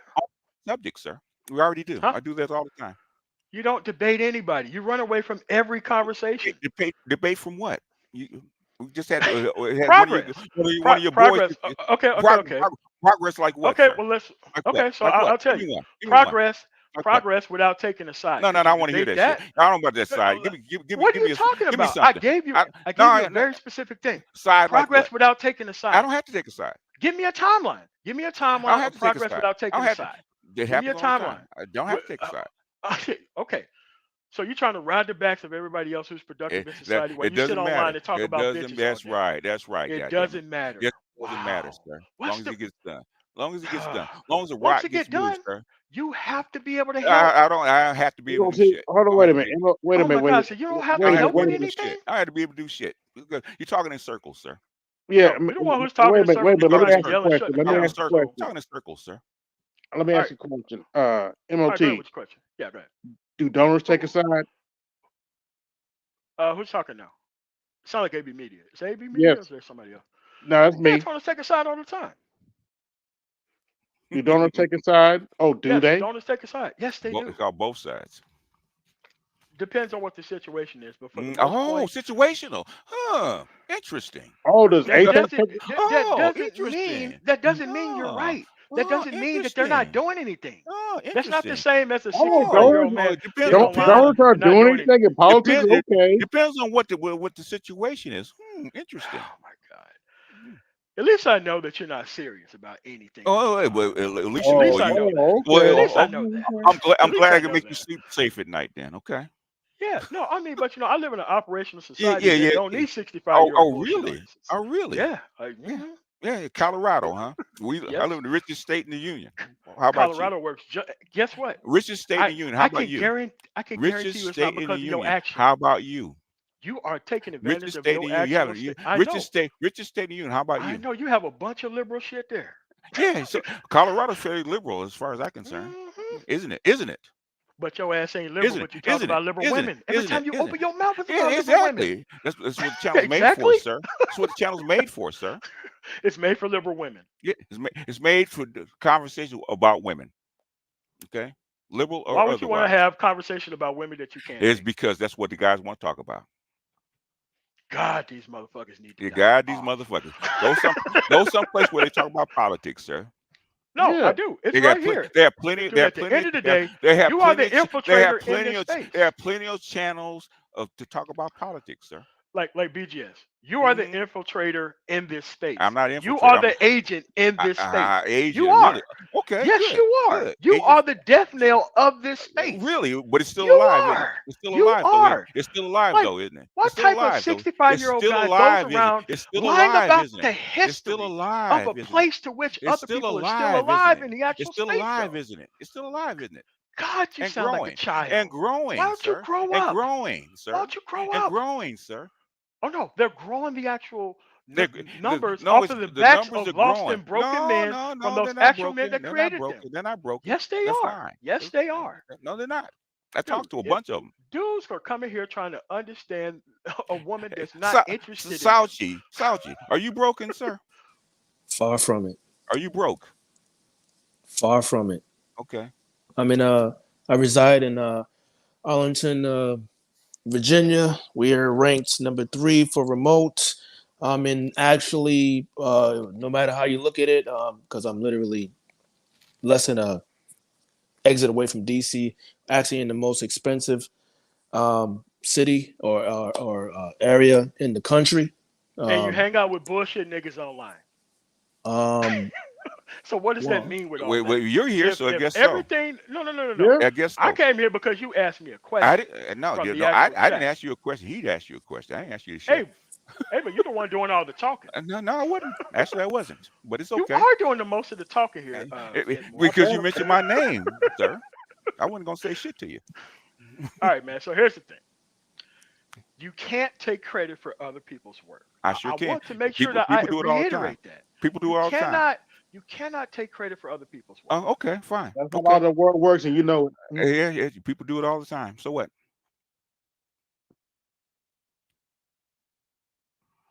You have to pick a side so that way you're I don't have to invested pick. I and don't have to involved pick in nothing. things. I don't have to pick nothing. Why? Sir, you have to be No, I invested don't. and involved in the No. society to which I'm you involved live. in society. I don't have to pick Sir, nothing. I don't the pick only nothing. thing you're doing is you're keeping conversations going that should have been dead a long time ago, trying to rewrap new men into the actual law I system don't to bring which it you're up. having them at. They bring it up. Okay. Yeah, but you're facilitating the conversation. So how old is our mathematics, sir? Trigonometry. How old is that? Dude, what kind of question is that? It's not even relevant. It is relevant. Trigonometry do things. Do you really want to How compare old? yourself to trigonometry? How old is You it? want to compare yourself to trigonometry? How old is it, sir? It's old. How old, sir?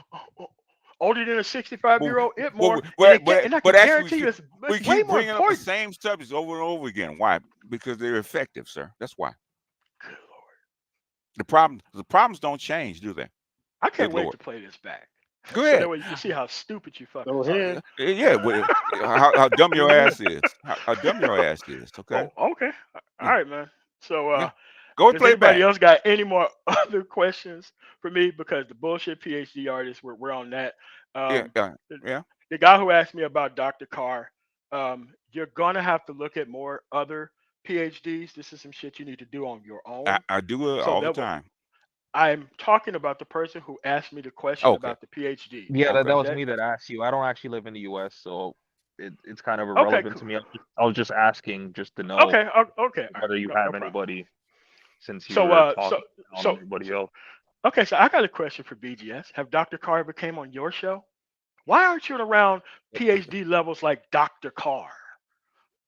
Okay, like How come Dr. Carr isn't on your channel, BGS? Was it? Oh, he is? No, I don't even know him. Why don't you reach out to him? Why? Yeah, it's a homework assignment. No. Why? What does he do? Homework assignment. What does he do? No. No. Why don't you reach out to a real PhD so that way he can show your ass up on all the bullshit I know a bunch of real PhDs. Okay. Claude Anderson is one of them. That's a fair question. Claude Anderson is one of them. You know him? No, I don't know him. You're the one who said you brought PhDs to the space. No. You don't know Claude Anderson. You don't know Dr. Claude Anderson. You don't know Dr. Claude Anderson. I know he's a guy that actually does shit. That's why he's not on your channel. But I know him personally. What about that? Okay, why don't you have him on? I might one day. Yeah, I might one day. Yeah, but your PhD levels are bullshit artists. Well, why don't you bring on a real PhD? Okay. Real PhD who's really doing some shit out Oh, really? Okay. Yeah. Why don't you bring on a real PhD? Well, ask them. Bring them into the manosphere, sir. How come they're not here? They're not here because they see the type of bullshit dudes. Well, then fine. Okay. They don't want to be around the dudes who want to talk about fucking women. They don't want to be around this shit. Okay, we'll see. They don't want to. We'll see. Okay. We'll see. MOT. I also said that in the back chat. That's a fair question that BGS asked. What does he actually do? Since you were talking shit about like 4 PhDs, but you only named one, and you're not explaining what he actually does. No, because you're not in the United States, and it doesn't matter. At the end of the day, it doesn't matter. Pick a side. Pick a side. It doesn't matter. It doesn't matter. It doesn't matter. It doesn't matter. This childish old man. This dude's 65 years old. Yes, it doesn't Can you matter. guess who's in their 40s? Yes. Can you guess who's in their 40s here and who's 65? Yes. It's hard to say it. Actually, for the record, there's a couple of in their 40s on the panel, so. Yes. Like No. I'm talking about as in comparison of acting like a child on the actual live stream. Acting like a child. Oh, okay, whatever. You don't have kids. How would you know? Yeah. Okay, so I don't have nieces and nephews, and I cannot Yeah. children. It's not the It's not the How would you know? It's not the same. Oh, it's not. You're acting like a kid. Oh, It doesn't matter. You gotta pick a side. You're acting like a bitch. MOT. Wow. To be fair, crazy. Pull your skirt down, sir. Wow, does this work as jokes with some people? Does it work as jokes? Oh my god. Oh my god. I'm a plus the All right, so ask your question. I was gonna say, to be fair, I'm the youngest dude on the panel right now. and I'm probably like the least intelligent in comparison to all of you guys here. But even I can see that you're making a straw man here. Like I can see that you're full of shit and you're just caping for BGS. We have like I found like 5 or 6 cars. Which how do you spell his name? How do you spell his name? How do you spell his name? How do you spell his name? So how do you actually spell his think name? that I'm strong? BGS. How do you spell his name? Could you please just act like a rational adult? No. How do you spell his BGS. name? How do you spell his name? Car with 2 R. Who's name? 2 R's. Yeah. What's his first name? Craig, I already been through this. Like, with 1 G or 2 G's? Oh, I'm BGS. We're done. 1 G or 2 G's? I see about 6 guys named Greg Carr. BGS. With PhDs. BGS. Which one? BGS. You don't know who Dr. Carr is? No, I don't. No. BGS. I don't know who he is. Who is he? BGS. I'm gonna ask you again. Who is he? Are you telling me that you do not know? No, who I don't. Dr. Who Carr is he? No, I don't. Who is he? Okay. All right. So I'm just gonna stop the conversation right there with you because you don't know who Dr. Carr, Greg Carr is.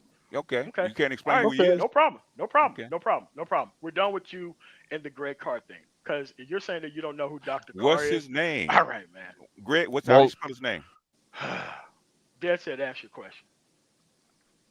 But you're not explaining what he actually does for the black community. You're just like using. I think he's referring to the from what I see, Harvard University. That's what I'm seeing here. Professor of Africana Studies. Yeah. Actual Africana Studies. Oh, so he's right near me. So he's right near me. Yeah, why don't you go listen? Okay, just type his name in online. Look at the stuff he talks about online, and then why don't you go back and listen to Tia Son Johnson and see if it sounds anywhere the same as a person who graduated from Africa. Okay, I will. As a PhD. As a PhD, I will. BGS, you know who I don't know who the dude is, man. Okay. Like MOT. I'm supposed to know who the dude is. I don't know who the dude is. Okay, no problem.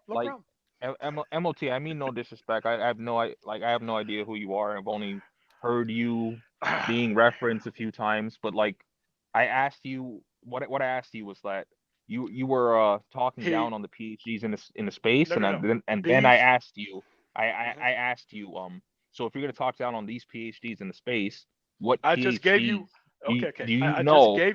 just gave you an You're example. not letting me finish, brother. Because fuck your example. I just gave you an example. That's nice. Let me tell you why. That's nice. That's mature. How adult of you? BGS. That's how adult of you. All right. This is why. This ain't why. A very hard thing. Shut up. No, I'm asking you a fair what question. I'm being respectful. No, it's not. No, it's You gotta not. moderate your panel. No, he doesn't. AB Media, so that way I can be able to. No, not really. So you talk this bullshit. This bullshit. This bullshit. So here's the thing. All right. So here's the thing. All right. Given that you hang around BGS, I don't give a fuck about your outcomes. However, so why are you here? However, if you want to look at a real PhD, you can look up Dr. Carr, Greg Carr. Okay, I see on him. A ton of channels here. Why don't you listen to what he talks about historically and the sides that he actually takes and the things that he's actually talking about? Okay. And then you go back and listen to your bullshit artists or your fucking.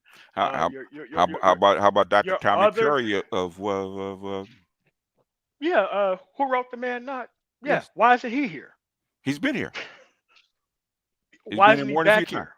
Why isn't he back here? Why is he back here? He's been here. How many times? How many times has Dr. Carr been on your channel?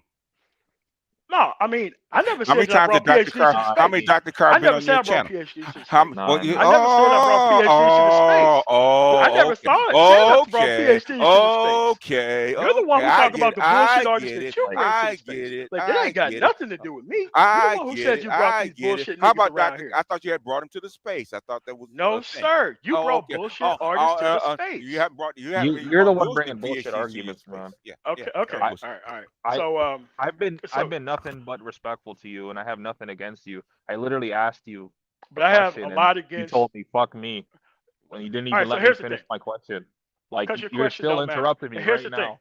Okay, so here's the thing. This is why I'm interrupting you. So why does your response matter to me if you're saying my question doesn't matter? Okay, so let me tell you why. You ready for the answer? I don't you don't live in the United States. I don't give a fuck what your explanation is. Okay. You don't live in the United States. You're around BGS Itmore. I gave you an actual PhD to actually go follow and listen to. Once you listen to that actual PhD, you're going to realize what the difference is between that PhD and what is actually discussed by the bullshit. I'm just saying, I've listened to content creators that have larger audiences than you do, that actually do shit. It doesn't matter. It doesn't matter, dude. At the end of the day, you're the one who don't know this shit, right? I gave you an example that you can Google yourself, you can look it up, and then you can go listen to this fucking victimhood bullshit from your Dr. Thunders, your Green Gorillas, your motherfucking Tiasan fucking Johnsons, and all this other shit. Go listen now to I understand. Now I understand the issue. Yeah, I cannot stand these fucking animals that BGS fucking brought here. These motherfuckers I'm just saying, it's like, that you don't move nowhere. I'm just saying, you're calling dudes feminine, but you're not, like, you're acting like a woman right now. I never called nobody feminine. Yeah, you did. You literally said BGS was acting like a woman multiple times. He was, because he kept interrupting me. Because he kept interrupting me. You just said you didn't say that. You just said you didn't say that, and now you're saying you said feminine. I said acting like a woman. That's totally different. Is that not the same thing? Yeah, no, they're not. Okay, now you're being literal. Yeah, I most certainly am. So at the end of the day, stay lost, stay hanging out with BGS, stay being overseas, stay having this being the only way that you can reconnect with the Black experience, and you're going to continue to be lost. Dude, I got family that lives in the States. Okay, great, perfect. That if you want to listen to other, okay, so if you want to listen to other PhDs, I've given you one, and once you listen to that one, it's going to take you over to Roland Martin. You're going to see a whole bunch of PhDs over there. I see the reason why. I see the reason why you interrupted me, because like when I asked you a question, the question, I was like, I already gave you an answer. You're interrupting me again. When I asked you the question about what are they doing for the Black community, you said Black community, sir. and you acted surprised that I said that. Sir, my initial question to you was, if you were going to disrespect the PhDs in the space, can you name ones that are doing stuff for the Black community? So what was the reason for you being surprised? Okay, so here's the thing. Why do you want people to do things for the Black community if you're not here? Why? Because this shit is going worldwide, if you haven't noticed. Oh my God. Here's the fucking thing, dude. The moment you start talking to me about the Black fucking community, I want to throw you down a fucking flight of goddamn steps. These people have these outcomes here that they worked for. They worked for these outcomes that they fucking got. Bro. They worked for these outcomes that they have. Any person who starts talking about the community don't have individual accomplishments on their own. Worry about yourself and fix your own shit. You were the same one that was talking shit about GG, saying that he's destructive to the Black community, yet you're here threatening violence online. Make that make sense. Oh my God. Could y'all laugh even louder? So here's the thing. Green Gorilla is a piece of shit. Okay? Any person who called himself a G with a PhD should not be taken serious. PhD motherfucker. Oh my God. Anybody who calls himself a G with a PhD is a piece of shit. A G with a PhD is a piece of shit. What the fuck? G with a PhD. So what kind of piece of shit are you, sir? That? What kind of piece of shit are you? Who would be proud of saying that? What kind of piece of shit are you? Oh my God. Could y'all go back to laughing loud like y'all actually made a point? Except you, huh? Could you actually laugh?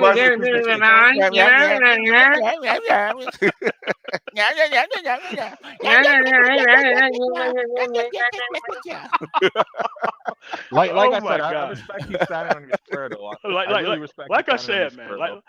Like I said, man, I can come up here and I can face it. At the end of the day, this Itmore is not going to be able to come face no one because he don't have any answers. He haven't taken a side, and he has no pathway to progress. What is it about? What is which side? What are the sides, man? Give me the sides. What are the sides? Listen, man, you live in a whole what are the sides? Liberal society. What are the sides? You don't want to take a what side. Are the sides? What are the sides? What are the sides? Yeah, left or right. You live in a whole what are the sides? Utopia. What are the sides? Left, right. Those are the sides. Left. There's left and right. Okay, who's left and who's right? Now you don't know who the players are. No, I know the players. You where they live. Yeah, yes, now you do. Tell you what explain yourself. Explain yourself. Okay? No, sir. I'm in a left-leaning. I'm in a left-leaning state, sir. No, not left-leaning. There's nothing left-leaning about it. It's a left wing totally. No, it's not. At your legislature? No, it's not. No, it's not. Have Orange County is very right wing, sir. One county. No. There's more than Boulder one. County is more than one. On, okay. Most of the Mid Valley is right wing, sir. Okay. We've had right wing governors. Okay. So what? Yeah. Arnold Schwarzenegger married to who? Hey, We had right wing governors. We have a very strong right wing, sir, in California. We do. Man, this has been fun, but I Okay. got to roll out. All right. And it's All right. nice talking to you. All right. So, all right. So, how old are you, motherfucker? You old too, motherfucker. Got gray in your beard, don't you? Yeah, at this point, yeah, I probably Hey, do. old bastard. What? No, you You're an old bastard. You old, nigga. You get gray hair. You're old motherfucker once you get past 40, nigga. You old, man. You just get older. That's all. You're not young. Like I Young said, shit, I bro. never heard you before, but you stood on your square. I'll give you that. You stood on your square. If you call it a square, more like a circle, but it's okay. Good Lord. Yeah. This fucking dude. It might be a You know what, hexagon. man? It might be a hexagon. Here we go. You keep adding sides to it, don't you? Yeah. Right. Left, right. Okay, give me that book. Two wings on the same bird, man. That's what I was taught. Yeah. I've been on the left. I've been on the right. I've been in the middle. Two wings of the same bird. Same bird. Looking at it right now. Two wings of the same bird doing the same It's two shit. wings of the same bird. A same if bird. You don't yes, know sir. how anything works. I do know how things work. Two wings of the same bird. Look at what's going on right now, sir. All right. Who's speaking up? Who's speaking up, sir? Left, right, Whoa. left, Who's right, left, right, speaking up? left, What? right, left, right. No, I Who's mean you speaking up asked in a Congress? question. I mean, Yeah. could you? Who's speaking? Could you How complete many your left question? wing? How left wingers are in Congress right now? Okay, are they in opposition? No, we're on the same shit. They don't run the House. Or the House and the Senate. Okay. All right. Okay. So you're. And your president is not a left winger. Okay. I know that. Yeah. Well, you guys act like you don't. And Trump is not a right wing. He's a right wing. But thing is, he's not. But like you said, Albert, blue no matter who, right? Which is well, wait. I'm sorry. I'm sorry. Let me be fair. Let me say to his face. Let me say to his face. ButtHurt blue no matter who. His face. Wow. But pick a side, sir. Pick a side. Yes, I mean that's how you're gonna get progress. Are you right or are you left? Which one are you? Yeah, I'm on the left. You're on the left, but you got a right wing president as you advocate for. Why is that? No, he's the last Dixiecrat that's going to be elected anywhere. Oh, okay. So Like, why you advocate? But Hold Trump on, is liberal. hold How on. come you don't vote for him? Trump is not liberal. He He is put liberal. liberals on the Yes, court. he is. He was a Democrat before he was a Republican. Yes, he was. He's Listen, liberal. he put 3 right wingers on the court. It doesn't matter. And Yeah. Okay. But you put one. Okay, You put one in Y'all got office. it, So man. what? and he also gave us a stimulus check. You put one in office. Okay. Yes, because it was the best choice. It was. Oh, he was. Okay. Mhm, Really? Okay. Yeah. It's the best. Oh, so you can pick the other side sometimes, huh? Right, left, right? Interesting how that happens. Depending on who, huh? But Depending on what the level of situation is. ignorance of people is so high. Well, when I said that, My you God. disagreed with me, didn't you? I disagree with you in context. When I and you know said why. it depends. Or It maybe depends you on. two, maybe you don't know why. Maybe I don't. Maybe I don't. Okay. I mean, Well, you that's haven't a done the job in realistic, informing me, but it's okay.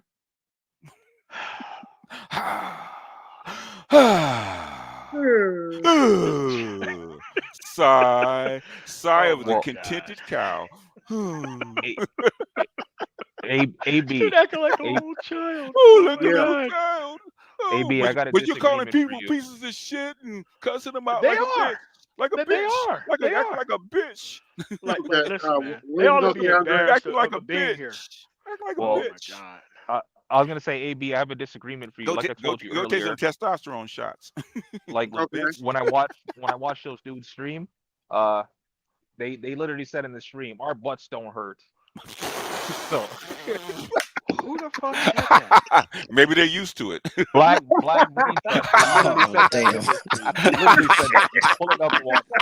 Literally said Wait, that. hold on a second. So what you say about the black friend stuff? Wait, hold on a second. I have to hear that again. Could you run that by me again? I know They you didn't catch it the literally first said it in time. their stream. No, I didn't. You're watched smart. the I You're actually stream. smart. didn't. You're No, smart. You wait, just wait, caught hold it. on a second. Well, Hold on a MOT, second. the Look, answer to your question is, allow them to I speak. literally watched their stream, and in their stream, they said, "We're not ButtHurt Blue. Our butts don't hurt." They literally said that. You can pull it back and watch it. They literally said that. I'm not And lying. maybe they're Okay, used to all right. Okay, so whether it's literal or figurative, you understand like what he's saying, like what AB Media is saying. He's on the left. He want more left wing policy, but he's pump faking right. I'm not sure what you get by pump faking right, but it doesn't get you more to left wing things that you want. All right, you're gonna have to pick the side and invest in the side and just stay over there. And this is the reason why we can't really operate with people on the right. It's because people are pump faking right, but they're not organizing for any policies over there. So it's kind of impossible to move things ahead if everybody wants left wing things. People are apparently on the right, but they don't want to fully invest on the right to the point to where they want to show up to meetings and actually invest money and time and do all this other stuff that's happening everywhere else. So what, in your opinion, what is wrong with America as a whole, and what direction do we need to be going in? We as who's asking this question? Chelsea. I like that said. Chelsea. Chelsea. What do you mean? What's wrong with America, and what direction do we need to go in? What is? Well, based on your opinion, yeah, as a country, America as a country.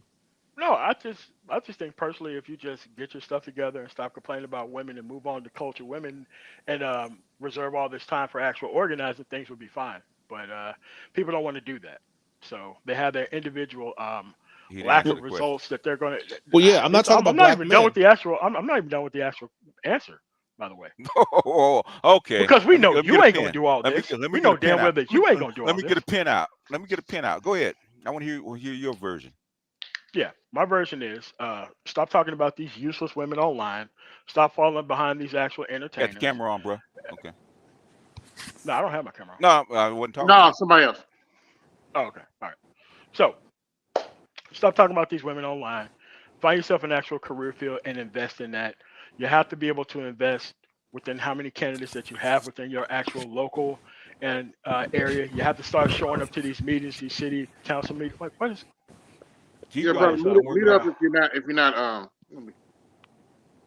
guess it's Man, Anthony. It might be Anthony. Yes. Okay, that's fine. All right, all right, cool. So that's what I'm saying. So in order for us to be able to move forward, we got to do what everyone else has done to move forward. You have to leave bullshit niggas behind. You have to leave this female talk shit behind, because that's how you invite all these lost, broken, dumb, deranged dudes in here by this non-productive talk that is centered around this woman. I don't give a fuck if they do want it. At the end of the day, it doesn't get you anywhere closer to the woman or anywhere to understanding her. I think the manosphere of giving women an immense amount of power with all this attention that is given them. I think that we should pull back, actually regain all this stuff back, and just move our actual dollars and our eyeballs in a different direction, in a far more productive one. I've already done it, already have the outcomes of it. A lot of people here, they want to kind of mesh both of the sides of the fence here, and it doesn't work that way.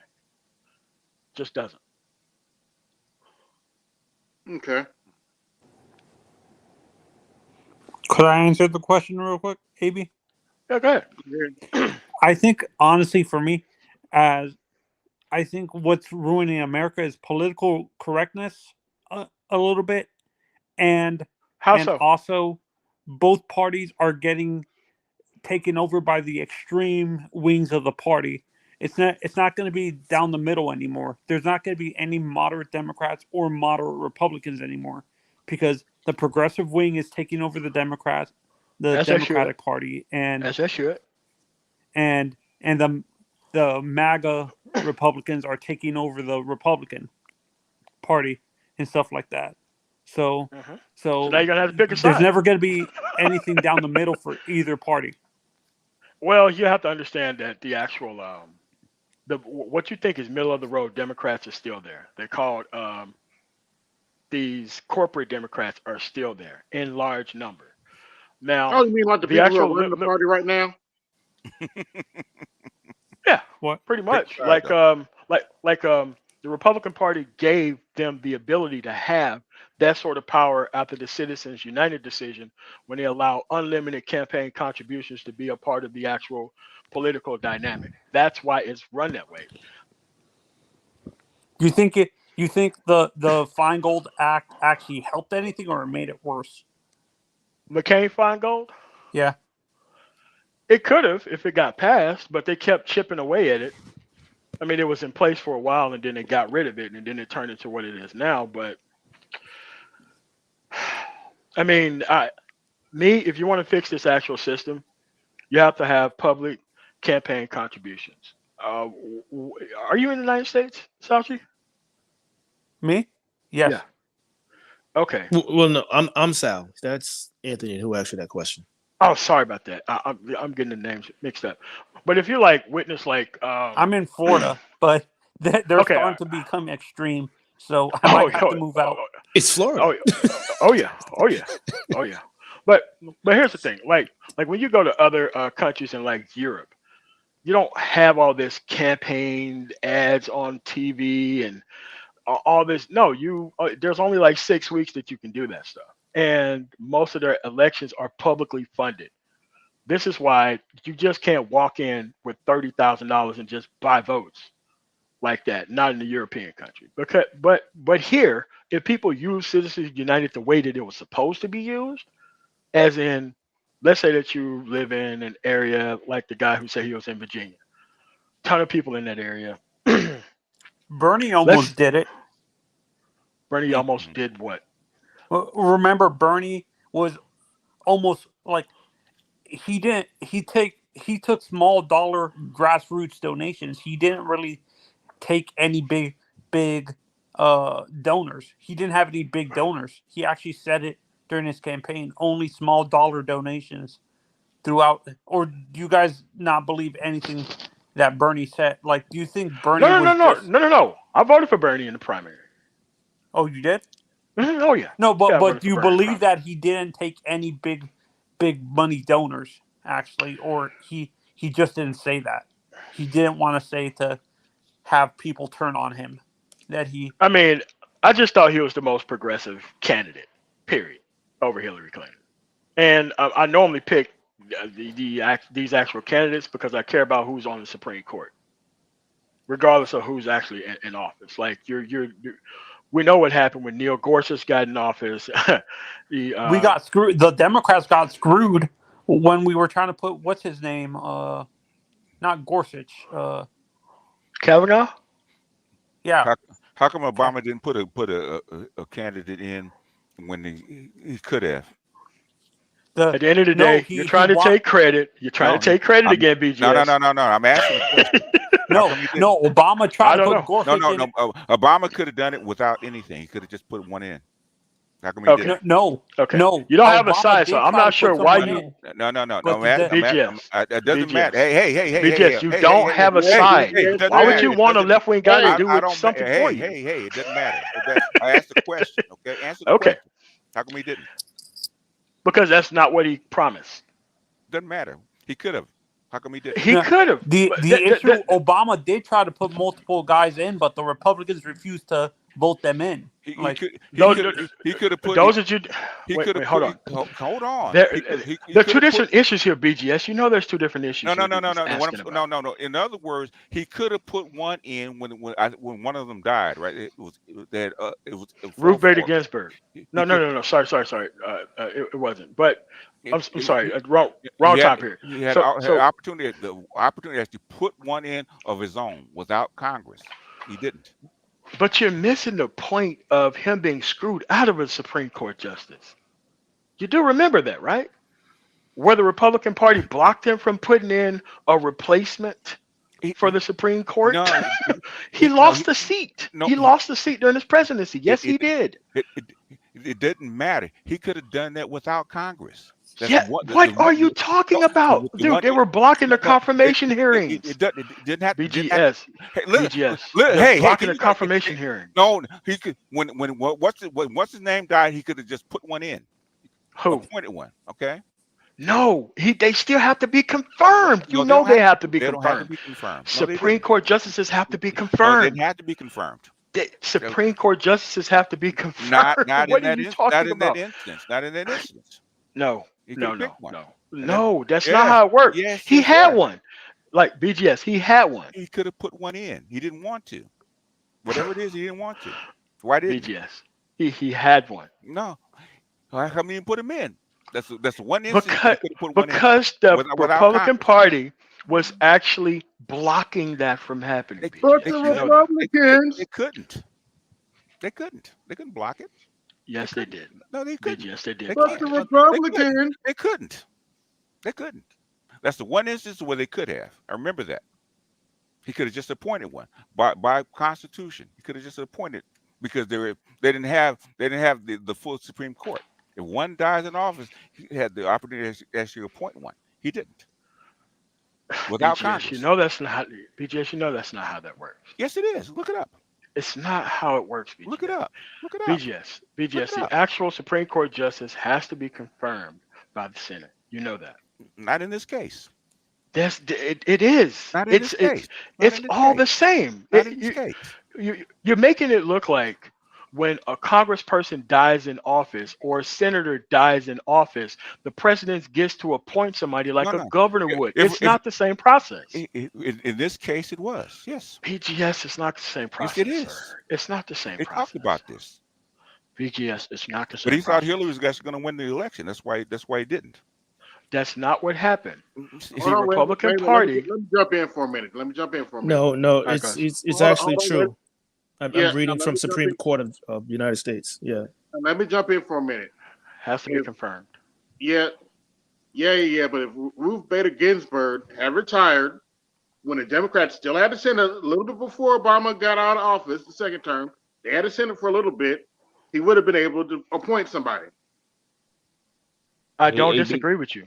I don't disagree with you. Ruth Bader Ginsburg should have never died in office. I 1000% agree with you on that. She should have retired. AB, can you repost the link for Kev? Yeah, just a minute. Go ahead. Continue. All right. So that's the process. You still have to be confirmed as a Supreme Court justice. Doesn't matter whether you die in office or anything else. But if they can block judicial appointments, that happens all the time. Well, the Republicans do it all the time. You know, that's what happened during that. And I'm not sure why Obama even let that went down like that. I thought it was some weak ass shit. They let him screw him out of the Supreme Court justice seat. But that's how they got 3 Supreme Court justices when they clearly should have had 2.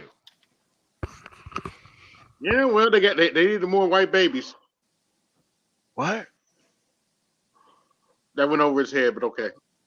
Yeah, I'm sorry about that. But that's what happened. No, that's cool. I mean, but BGS, please read up on that process, sir, because they have to confirm the actual all Supreme Court justices. There is a situation of what you're talking about, but that's not the case. In most cases, this is the only case that doesn't apply. They actually said it back then. What had happened?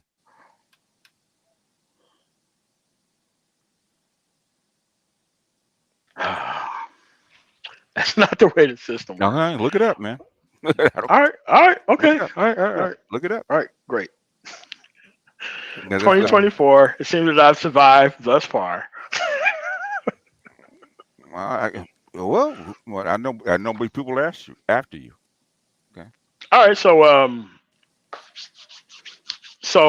what's this plan to get to some sort of solution, BGS? Could you the plan to get some sort of solution? Like which solution?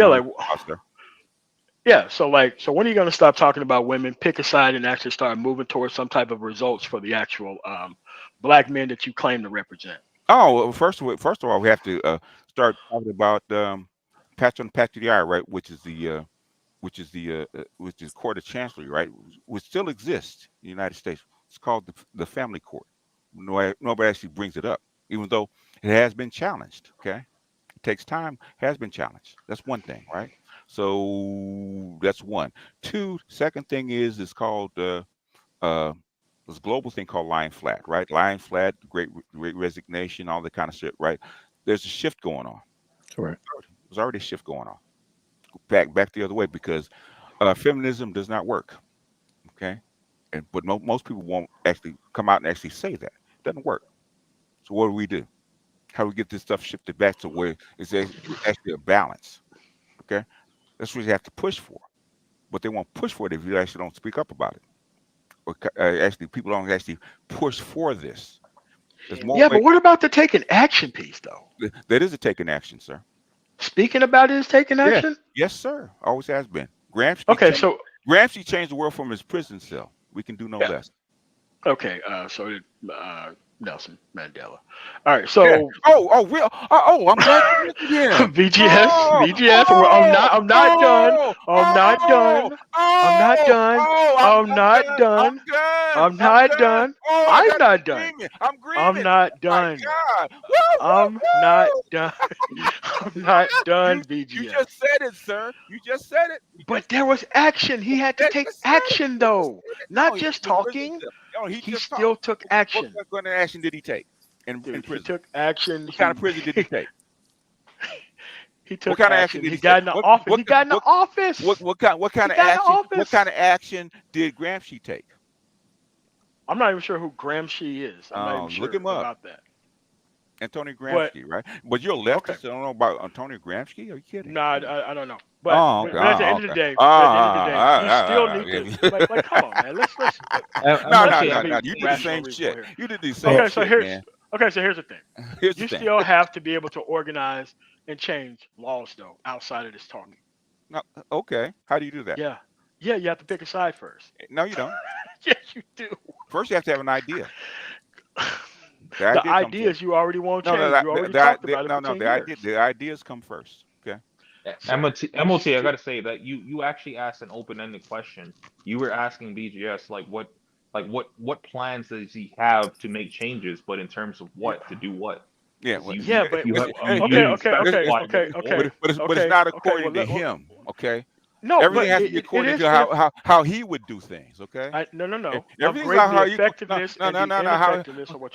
You can make all the changes in the world, but what is the goal? Okay, so I'm just gonna say it again. I'm grading it off the effectiveness and the ineffectiveness of what is actually. So what laws have you changed for black men? So what I'm actually saying here. What laws have you changed for? You've been here 10 years. Okay. What laws have you changed for black men? Me personally? Yes. Okay, so what we've done is we have free actual training at the actual workforce center. We've actually had free busing to go over to the workforce center. What laws have you changed? That is laws. It wasn't there before. We organized for it. They passed it. That's what it is. What's the name of the law, sir? It doesn't matter. This is what the action is. No. What's the law? It matters what the action is. No. What's the law, sir? No, like BGS. What's the law? What's the law that you changed? What's the law that you changed? No, ain't no BGS. I'm not sure. No. What's the law that you changed? Yes. What's the law that you changed? What is the law that you changed? Marijuana legalization. The legalization of psilocybin. Yes. You changed it. You changed it. Involved. Organized for. No. Gather signatures for it. Like BGS. You changed it. Right off of somebody else. I'm not. You're riding off somebody else. I'm part of the process. I'm part of the process. You're riding off somebody else. I'm part of the process. No, doesn't matter. You don't have a side, and you're not part of the process. I'm part of the process. You're riding off somebody else. You don't have a side pick. Like, okay, all right. So maybe we're misunderstanding this. I have a side pick. This is why I get to talk from these actual. You had it. You had it changed. I thought marijuana was still illegal. Oh my God! It's decriminalized. But you still go to jail for it, right? My apologies. It's not legal at the federal level. Right. There's a difference. Marijuana is not legal at the federal level. At the federal level, but it's it goes down to the state and not pursued at the local level. Yeah, that's what we changed. Same thing in California. Yeah. Basically, this argument has been MOT's been here arguing that people in the manosphere, especially the PhDs and BGS and other content creators, aren't doing anything for black men. But he's talking about we helped to make weed legal. Are you serious? No. We decriminalized. Oh, hold on, wait a minute. Wait, hold on. Let me explain this because he don't seem to understand this. I think But was that that beneficial? men Talking shouldn't. about like Yes, it productive is black men. beneficial. It is beneficial. It has many health benefits. It is plenty beneficial. You could be plenty productive and still engage in the marijuana type activities. Like you have to understand that criminalizing and stopping people for no damn good reason because you quote unquote smell weed, that shit's gone. That's just another reason why they can't stop you for a bullshit That fucking that is reason. definitely not What gone. about the productive black men that If don't you smoke if you weed? get pulled over smoking, that's a DUI. Whoever said that somebody was going to be driving while this was happening? You just They said pull if you you Yep. over, get pulled over, sir. Wait, Wait up, sir. You can get pulled MLT. over outside of a car. You come in contact with most of the police, especially Aurora and like a lot of areas. Most of the interactions that come with people doesn't come from inside of a car. They walk up and they fuck with you. Like MLT, give G a chance to speak, sir. All right. So what I'm saying is that that's what I mean by that. Traffic stops, DUI, totally different category. I'm talking about how police was just out fucking with people. And like Well, the what about the parking black lot men of that like don't the deal with police at all? we were they were still over police because police can just claim that they smelled quote unquote marijuana and then they would be rifling through your shit. So now that the actual marijuana is actually legalized, that's a less likelihood that they come in contact with you for any reason. Well, That's why it's a positive thing. most likely, I don't know anybody's personal scenarios, but the only people that on this panel that would have ever dealt with police, and this is like it might be anecdotal, is me and G. Oh, God. So, All right. and So G actually lives in the States, so argue that his points don't matter. Well, but he just got up here and you never even let him get a chance to speak. You interrupted him. I didn't even know that there was another person up here, or there. Like all your Yeah. voices is kind of melding together. I don't even could. Okay. Here's a quick way to solve this for me. Just say my name is blah blah blah, and I wanted so that way I You know there's know I another have the person titles talking. all right. I'm not Sorry, even what'd at you my say? phone. I'm going off of listening. I'm not even at my phone. What I mean, did there you could be say? 10 people up here. I wouldn't know that. Oh, okay. That's a fair argument. What did you say? Okay, so I have a legit question. Okay. Oh, who's this? This is Sal. So, all right, in Virginia. So, what do you think the United States needs to do to remain the reserve currency of the world? I mean, I think we need to do the same thing that we already have been doing. Right now, it's just not getting involved. Oh my God. I mean, this is not an area of my expertise. However, for as much understanding, the limited understanding that I do have of this, I still think raising corporate taxes is what is actually needed, and actually getting rid of the actual abatements and all these things for actual corporations, so that way we can have a stronger economic footing. Because I think that having billionaires and having all this money not really moving around in the actual economy, I think stock buybacks are an incredibly bad thing for like monetary policy overall. And I think that we can regain our reserve currency by just making our economic house a lot more stabler by actually taxing the actual corporations that are here and not allowing them to run the actual conversation when it comes to taxation. You shouldn't be listening to anything that a company says when it comes to taxation, period.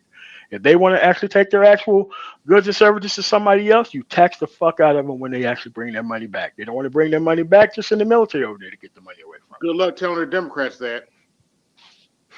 All right, man. Well, yeah, okay, let me be fair. Good luck telling the Democrats and Republicans that. Good luck with that. Okay, thank you. Hey, G, you still here? I'm here, bro. I'm listening. I just listening. Sounds like he's driving. Jump in, bro. Oh yeah, I'm on the road. I'm not gonna. Yeah, I'm driving through rural Kansas. Bro. We don't want you to have an accident or nothing. I mean, that sounds good, but good luck either party to do that. Well, I will say that the Biden administration, they have proposed that, but we'll see what happens because obviously this is an election year, That's what they propose. But wouldn't taxing the big corporations lead to lower wages? Because they're going to recover that money somewhere. They're not going to just let themselves be taxed for nothing. Yes, they will. If you actually legislate it, they don't have a choice.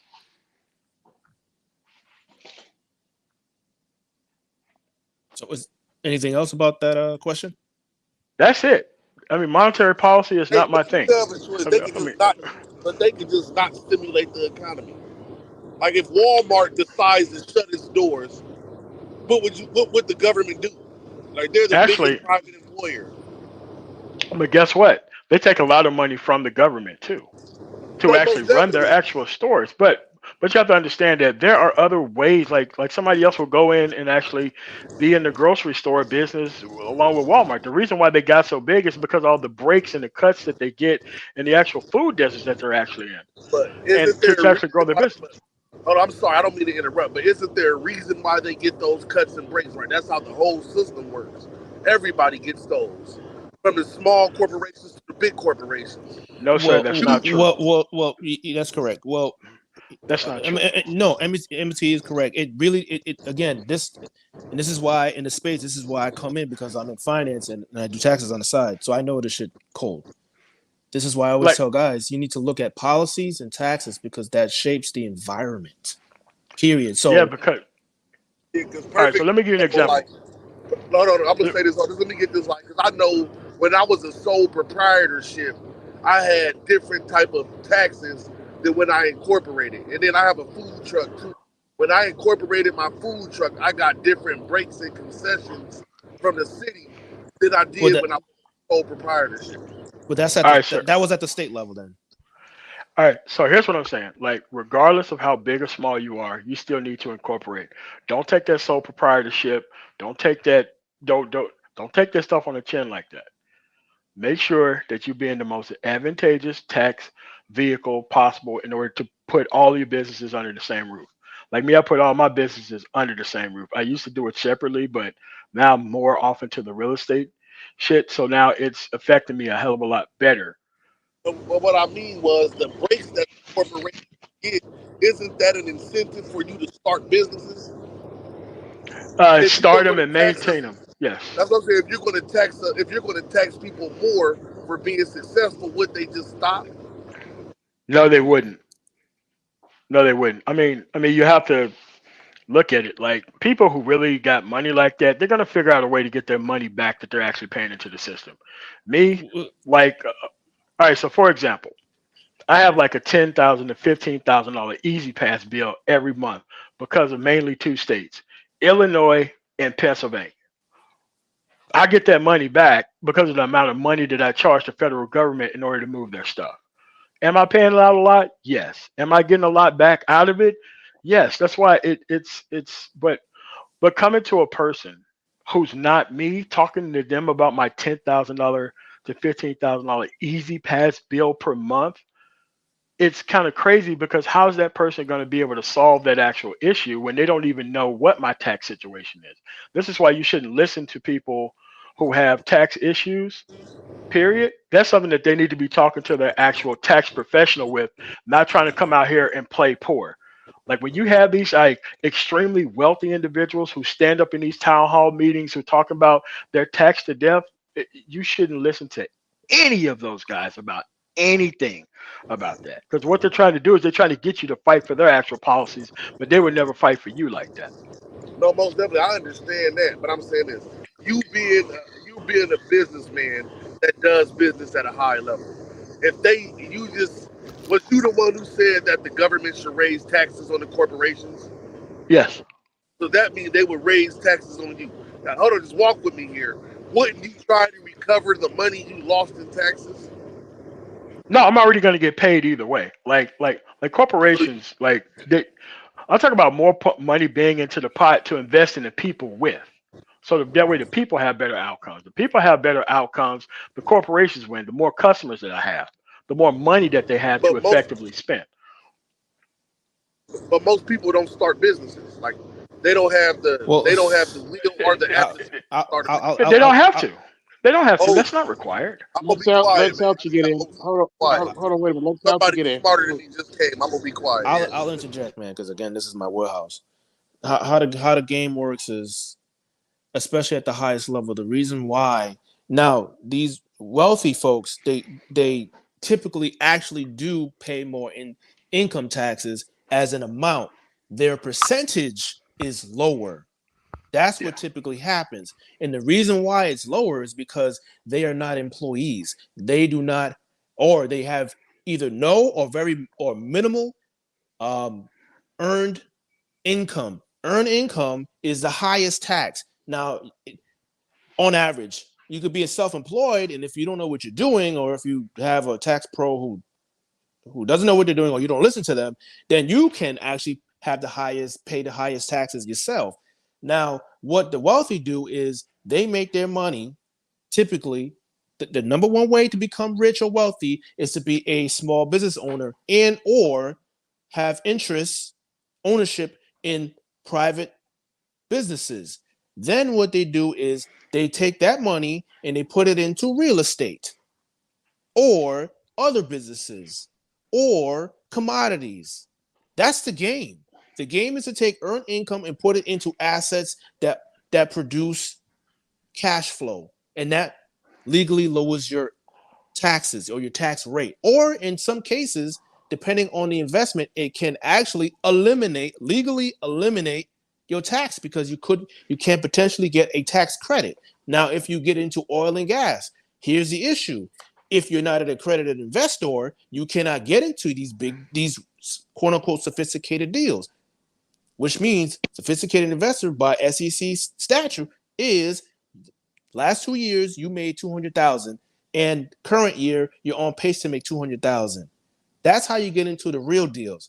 Everybody else, which is the vast majority of everybody, you can't get in, which means you got to go back to being a small business owner, which on average they only make some $36,000 to $63,000 a year.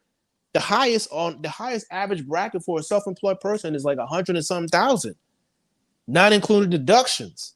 When you add the deductions, okay, then I mean they're definitely gonna be below six figures. Most people don't make six figures net after taxes. The vast majority of people don't. The vast majority of people don't have money. Trust me when I tell you this, man. I know my number's cold, man. I can tell you how many people make over 77 million. That's a 0.0001% of people. Yeah, in the country. In a country of over 330 million, there's literally not even 7,000 people who make that kind of money. No, but I understand that. I'm not disputing that. I'm just like taxing the people that taxing the producers of the society would cause them to go to a different society. Yeah. Well, yes. What they're going to do and what they're already doing as we speak is they're going to become more efficient, because on the ledger of a business, the highest expense is payroll. So guess what they're going to do? They're going to fire motherfuckers. That's what they're going to do. They're not going to just lose their lifestyle and their money. No, they're going to fire you. A lot of people say that, but I'm like, I don't see no rich people that's going to tax themselves out of being rich. Like, I don't see nobody that's going to agree with that. Like, the only thing that I would want to add to what you said is those charitable donations they be making as a tax write-off. Well, it's different, because charitable on a personal side is very limited, and I mean, even as a business. Okay, so as a corporation, it really depends, because some guys or some people, they actually own the charity.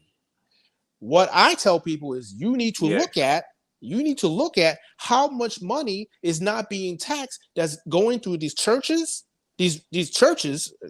across all religions and these charities.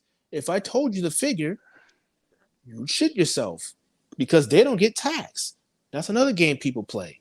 Well, at least the games they play over here, they don't personally own these charities, but their brother's wife's cousin. Yes, they do that. They do that here as well. But see, that's the point. That's what I'm saying. The game is designed. Congress That's a lot of self-dealing through tax cuts too. I use that. Oh yeah, definitely. Well. But Congress writes the rules. All IRS does is just interpret and enforces what Congress has written, right? So they have the vast majority of the tax code is actually for producers. End of story. Like for regular folk, for people who are not producers, if you're not a business owner, small business, big business, or small business owner, literally, all you get is your 401k, IRA, child tax credit, and what else? The college, the other one, the college credit, which in other words means you're broke, which is the vast majority of society. They just don't know it. When you cannot, on the personal side, when you're above those thresholds of income, that's when in my opinion, that's when you're actually starting to actually make money. The government is literally telling you that you make too much money to qualify for this credit. They're telling you that. That's how I pick things. Like here, the name of the game is, I'm telling y'all, it's not work 40 plus years. You're supposed to set yourself up within 20. That's the game. No, most definitely. That's why I'm asking, what would actually raising taxes? Like, what raising taxes wouldn't help nobody.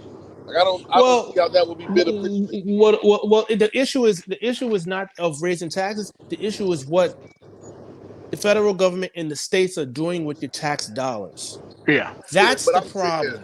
Most people's issue isn't taxes; it's mismanagement of their funds. Correct. That's the problem. Yeah, most people make enough money to live; they just spend their money on a bunch of other shit. And this is why I focus on this, and I would like, especially more Black men, to understand that, because then you can make better decisions. You can see where things are trending in the future, because once they put a policy up, or once they change the tax code, you already know what they're telling you what they want. That's what the wealthy people do. They hire people like me to tell them what the fuck they need to be doing.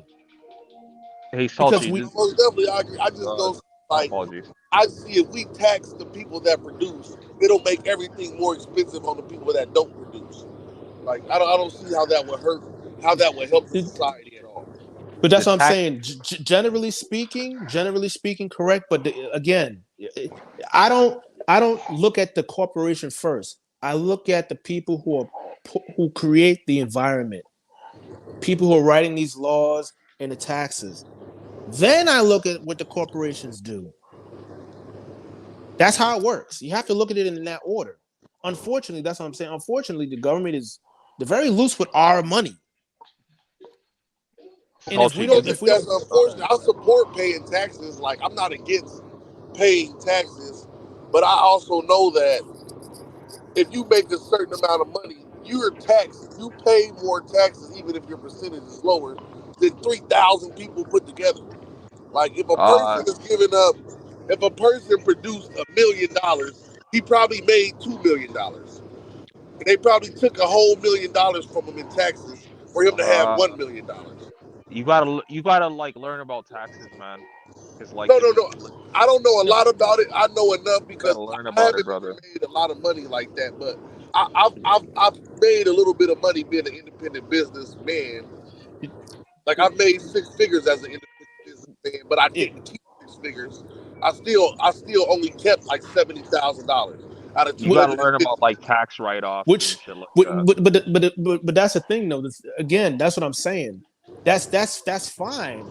The thing is understanding the policies that they write that affects your industry for your what it is that you do. You see what I'm saying? So then you know how to adapt today and then see where things are. And obviously you have to continue to monitor it to see where things are trending tomorrow. Because if you don't, that's how you lose your ass. And that's what typically happens, because you need you need to have retained earnings. You need, in my opinion, and a lot of people freak out when I say this, whether you're a person or business, you need to have at least 6 months to 12 months, 6 to 12 months of total expenses to cover. Yeah. Because shit is always going up and down. Anything could happen. So it can at least carry you over on. And then you have money on the side that's invested in other things that you actually understand. Like Salchi, Like, I was that's the gonna game. ask, like, Yes. do they still have that unlimited unlimited real estate investing glitch where What? they don't pay taxes as long No, as they hell no. reinvest in a new property? No, man. That was Damn, that's crazy. nah, man. Don't listen to these TikTok people, man. Trust me. That wasn't no TikTok people. That was okay. There that was are just like when I was learning. That's like some David Becker shit, man. Yeah, I'm too broke to get involved, but like I seen trust- that shit, I'm like, that's crazy. Y'all got laws like that over there. No, okay. So the closest thing to what I'm hearing is a 1031. It's a 1031 exchange, which is not easy to do because what they again, they want you to produce, but you have to get real estate that's of equal value or particularly or more than what you're selling that property or series of properties, so you don't pay the taxes if there's even any profit. So what you're really doing is taking that profit into the next business. You can't touch that money. You touch that money, you get taxed. But That's exactly what I was talking about. That's what like yeah, the but wealthy people don't are most doing. hold on, but Salchi, if I'm not wrong, don't most people make money in real estate when they refinance?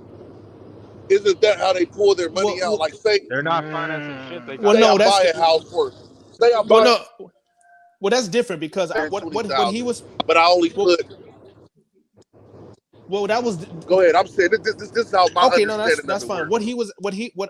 My answer was more towards a real estate investor, like a professional, totally different from someone who's a consumer who has their personal house. Like you can't 1031 exchange your personal house. That's not happening. It has to be an Most investment. definitely. That's why I'm speaking on the investment side. If I invest in a property that's worth 200,000, we're gonna keep it even numbers, and I put 20,000 down on the property.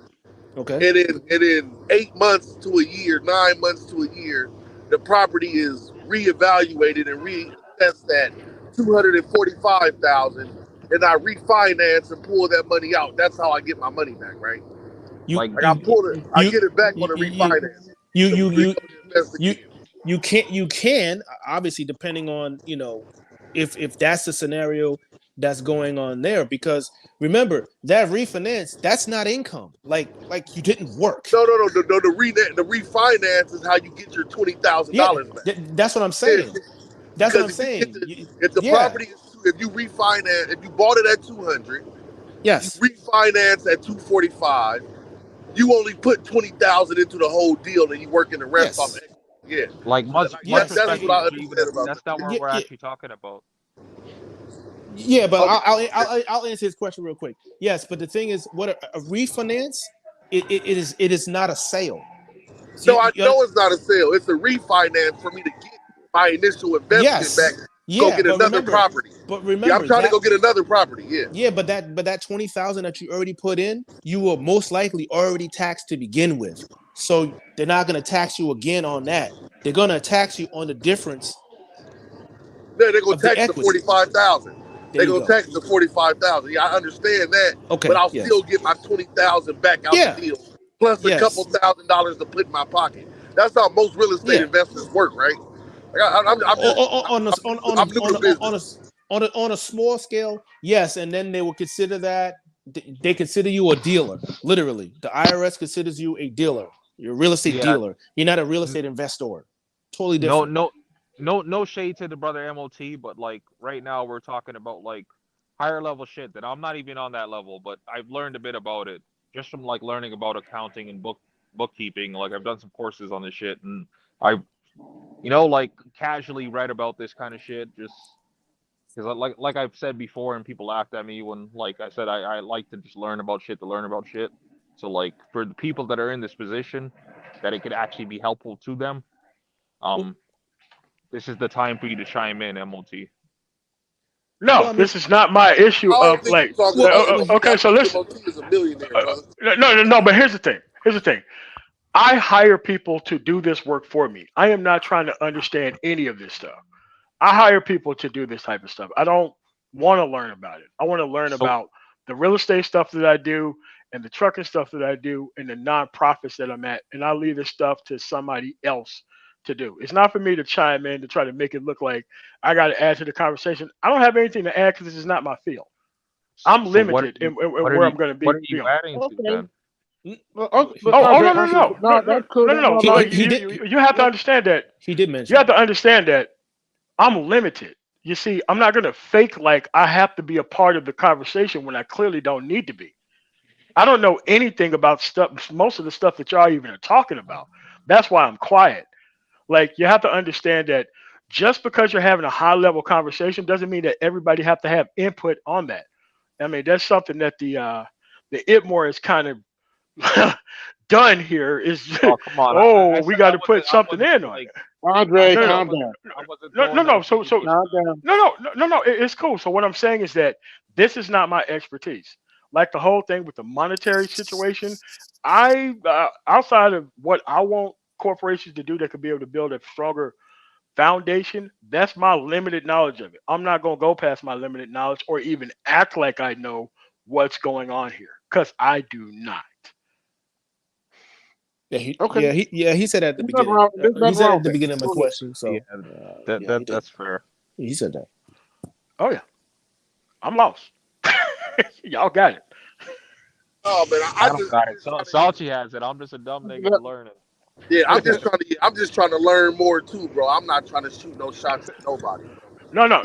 It's like my limited stuff from doing taxes after I got all them chargebacks and I got out of it probably about 15 years ago. That's all I got on the tax thing. Someone else, I go pay them $5,000. They give all these receipts and all these things and all this corporation set up, and they go figure that stuff out.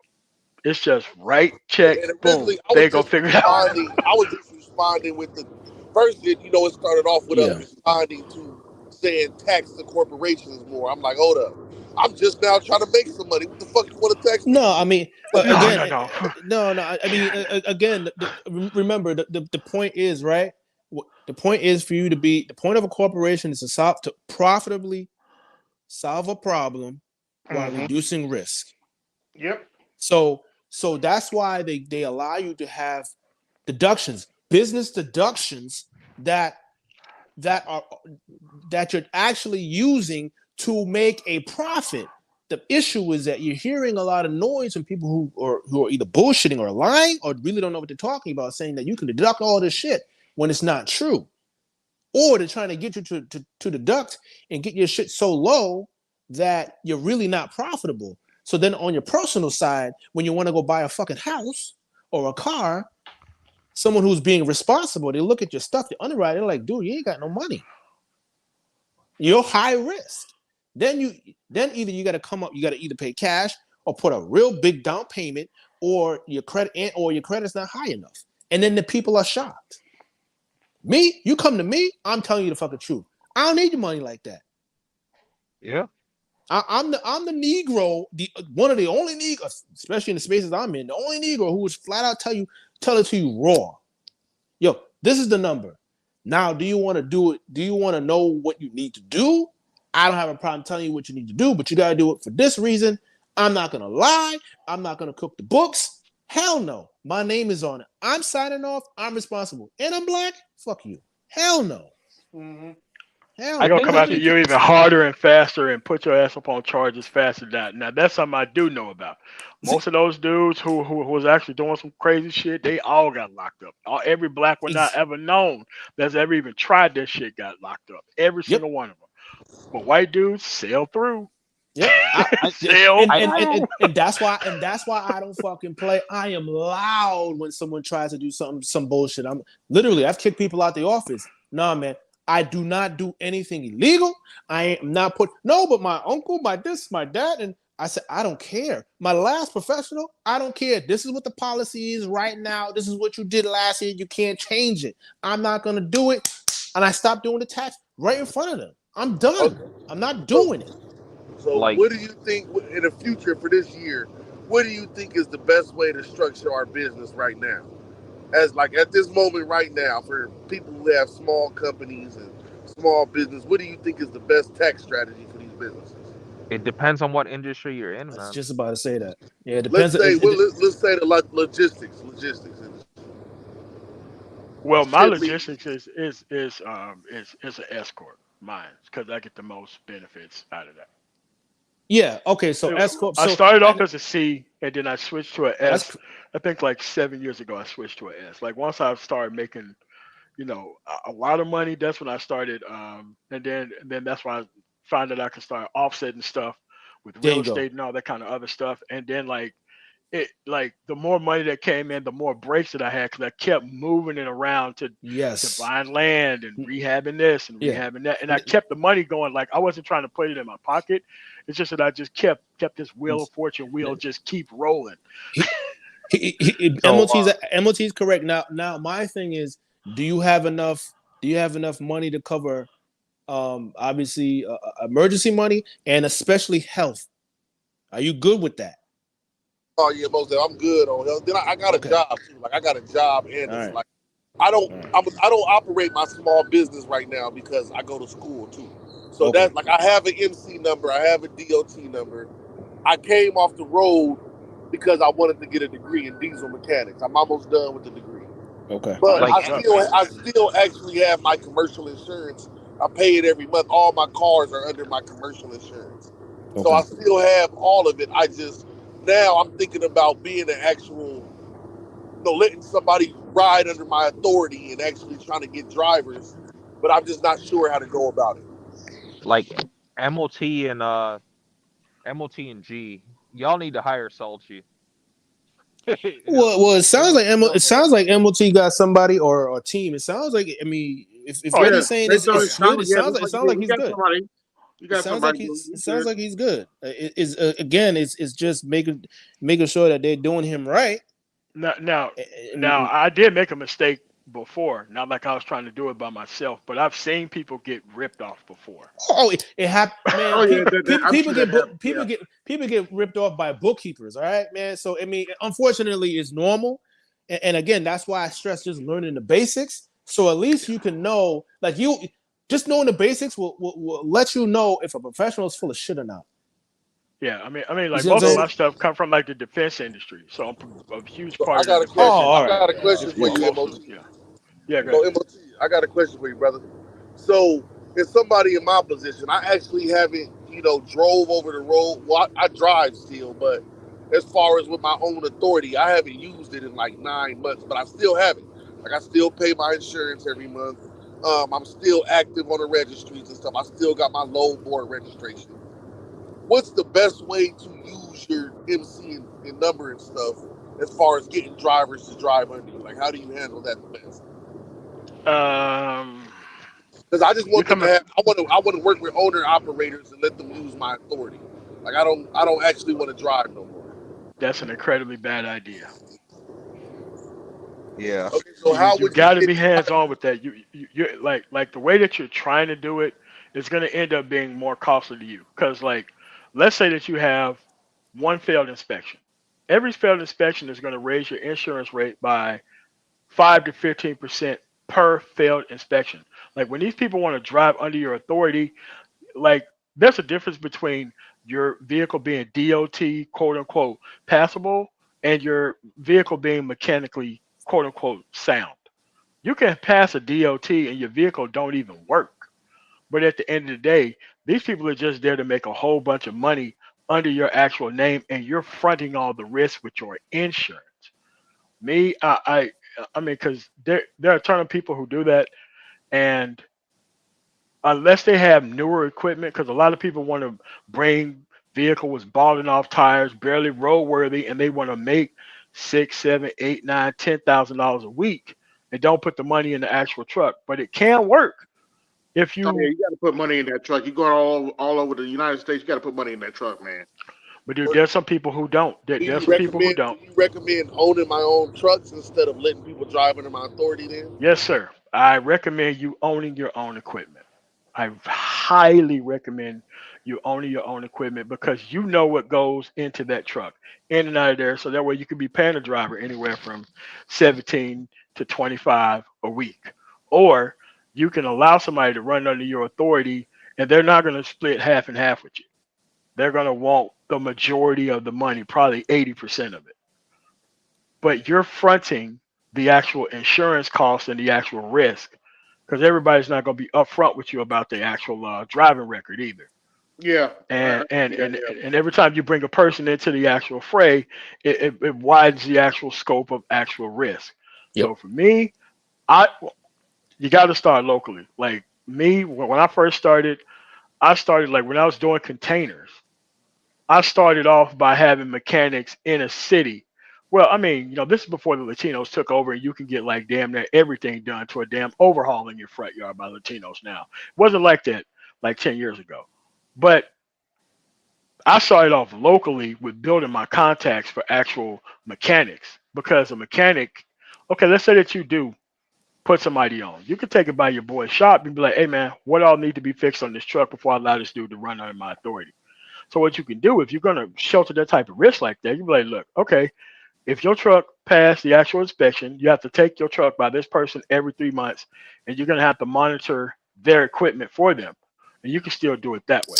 That's a better way, but it's a hell of a lot, still more risk, but at least you have some hands on the wheel versus you not having a CDL, you not even knowing what's going on.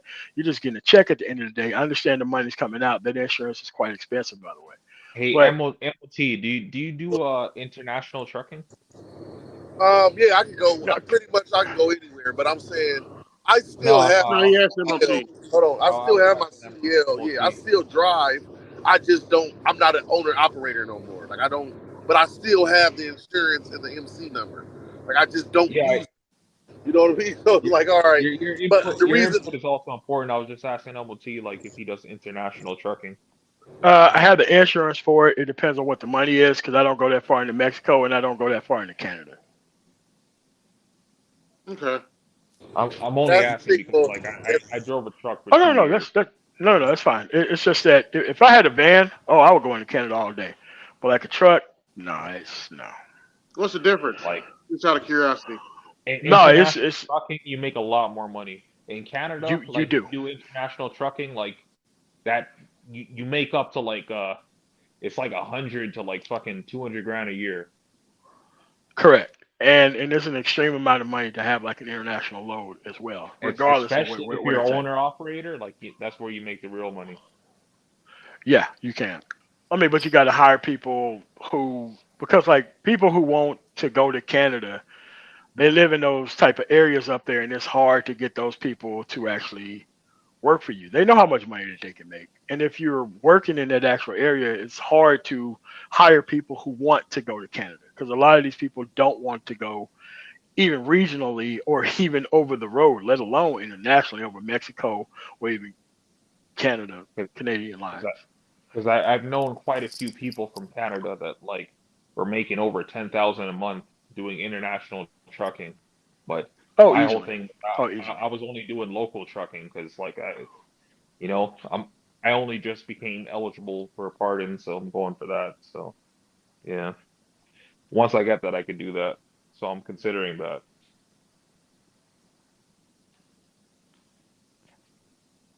Yeah, I mean it depends. It's a case by case basis. But if I see something that's some crazy amount of money that has to be transported to like some type of governmental organization from like somewhere in the United States all day.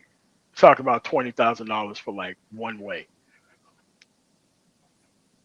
That's to the truck. Probably even not even $1,500 in diesel. Rest of it's yours. But I'm only going for that and just that. But right now, you live in Canada, don't you, bro? No, I live in Colorado. Oh, well, sorry. I'm not MOT. I'm talking about the other brother talking. I'm sorry, MOT. Yeah, that's me, Andre. See, now what's happening down here is it's hard to get a hold of good tractors. Like, That's one of the biggest hindrances. The tractors cost so much, and they're already gone. Like the new stuff is already gone. Like you have to buy it in advance before it comes. Like, Gee, it's already it's gone. the You have same. like so It's you're the working same with thing stuff over you here. actually have to build. It's the same That's thing like over here. Like for okay, like the my truck second. drivers and like the highest paid like tradespeople over here. Like they're Okay. like the retention rate is pretty bad because the majority of them they make a lot of money, but they spend that money on drugs, and they don't want to go back to work after they made that check. Jesus fucking Christ. Yeah, yeah. Yeah, like my last tractor that was I operated independently. Like I switched to Cummins for a Detroit and a Freightliner. So it was originally had a Cummins. I put a Detroit in there because it's just easier to work on. And like that's why I came off the road so I could actually understand the engine myself. So I'm in trade school to become the diesel technician now. I'll be done this year, so I'm going to go back into business probably around the end of the year. Going into 2025, I'll probably back be an independent full businessman. So Nah, man, like what you're doing, like if you're actually going to school, man, let me tell you, you don't need the truck and shit. Dude, you could like right now I'm transitioning out of the actual over the road shit because I'm trying to own repair shops now. That's what I'm trying to do. I'm trying to own repair shops now. Like, dude, I know tire dudes who do $1,500 a day, just doing damn. tires, Yeah, and that's what I'm doing. just MOT. doing I'm becoming tires. a mechanic. Yeah. I mean, I don't I'm know if that's becoming called a profit mechanic or so you I can mean work on growth. my own equipment mostly. But I'm just getting a whole degree because I'm paying for it anyway. It don't make a difference. So I could have just got the 1 year work certificate, but it was like, all right, I'm Nah, already paying for it. I might as well get the full degree and get the AAS degree in diesel technology so I can fix all diesel technology. Like that's exactly what the Latinos did out here, man. Yeah. Like I think like 10 or 15 years ago, they were the ones going to the school when the workforce center made that shit for free for anybody who showed up. Them dudes showed up and they worked their Freightliner for like a couple years, and then they had their own trucks. And slowly but surely, they started taking over everything, and they like did. MOT. Well, like when you said $1,500 a day, I don't know if we're talking about like gross or net, but either way, that No sounds profit, pretty damn good to Pro- me. profit. No, I mean, you can put. I mean, you can get tires wholesale, not that much, probably 225 to 250. You can sell them for like easily 500-600, and then you get the call out fee and minimum 3 hour fee for the actual tire put on. So you going out for a tire call, it's gonna be $750 to $900. You could do 3 of those in a day. Boom, that's your 1,500 after everything's already paid for. That's what that's based on. Just 3 tires a day, just 3. And these are Like for trucks, right? Yep. yeah, like even what like G was talking about, Most like definitely. diesel Like I technician makes a lot understand of that money as part. And well, like I'm still in the I'm, beginning or processes. diesel mechanic. Yeah. I want to be a full I'm blown curious where they. Um, I'm curious if I'm MOT. Hold on, wait a minute, G. I'm curious if MOT knows. How do they put those tires on? I'm curious. How do they put the tires on? What do you mean? Do they have to? Well, does it it's like a car? Do you have to use a special lift or something to get those Yes. tires in? Yeah. It doesn't cost that much. Only thing you need is a brake bar, a nice air compressor, and an actual air jack. That's all you need. You probably can do that stuff for less than $750. Like everything that you actually need. Like you don't even need to put that stuff in a DOT regulated truck. You can just put that stuff in the back of a pickup truck. Most of these Okay. dudes just use pickup trucks and just And and just do it that way. my partner do it in a box van.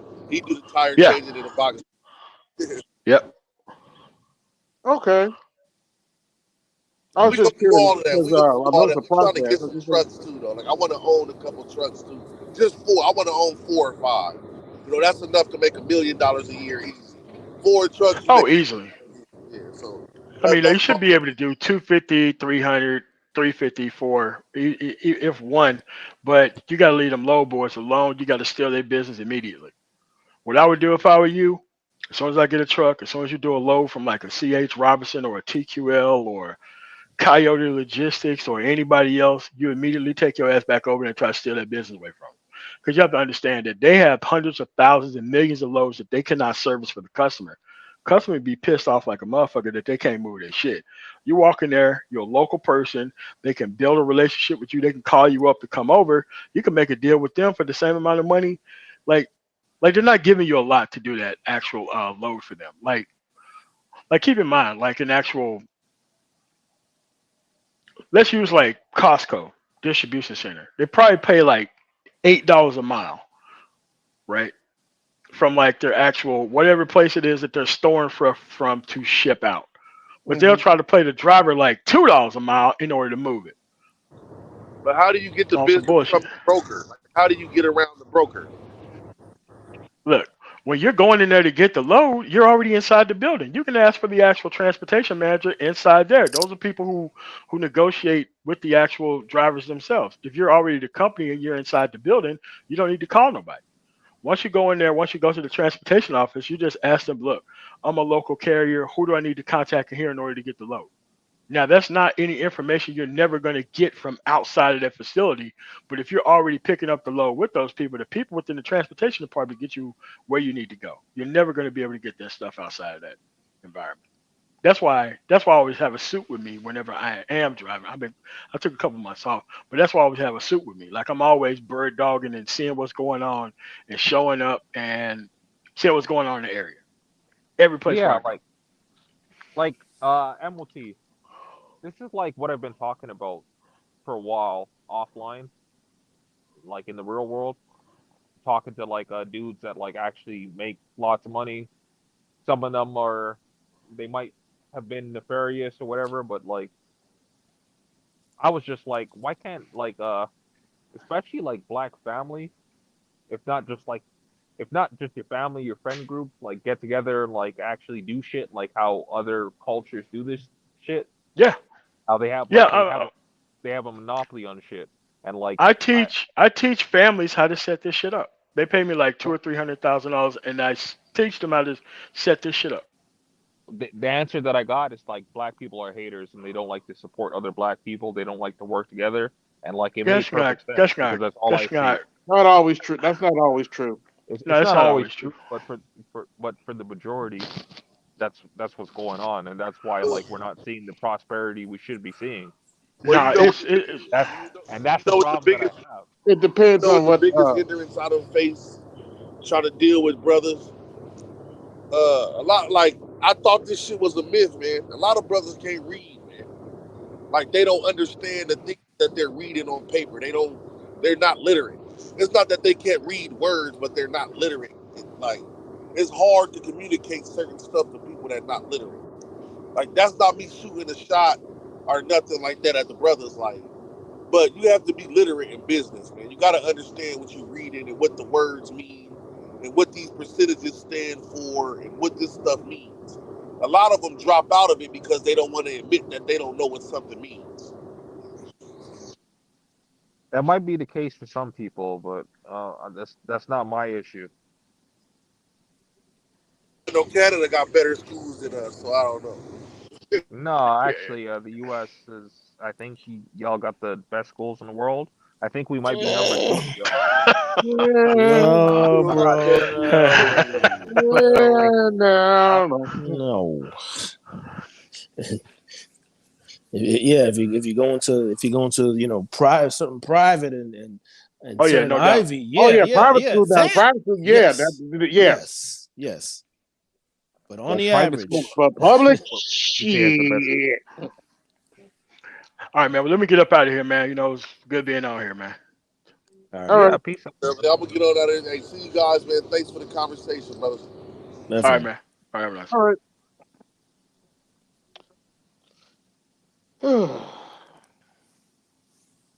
Well, that was fun. That was interesting. Yeah. It was a roller coaster of emotions that went on tonight. Yeah, it was drama and productive, so works for me. Yeah, man. And people in the space say that we don't have productive conversations, but every time that we have conversations like this, the audience seems to thin out. Yeah, it is what it is. If you've been entertained, hit the Cash App and support the show. But It's actually we've been. I believe it or not, I've been on for 4 hours. Oh shit! Oh yeah, that's it. So don't worry, I'll make it up. I'll make it up for the brothers on Saturday, but might start a little early so I can get it in. But yeah, it's been a hell of a stream.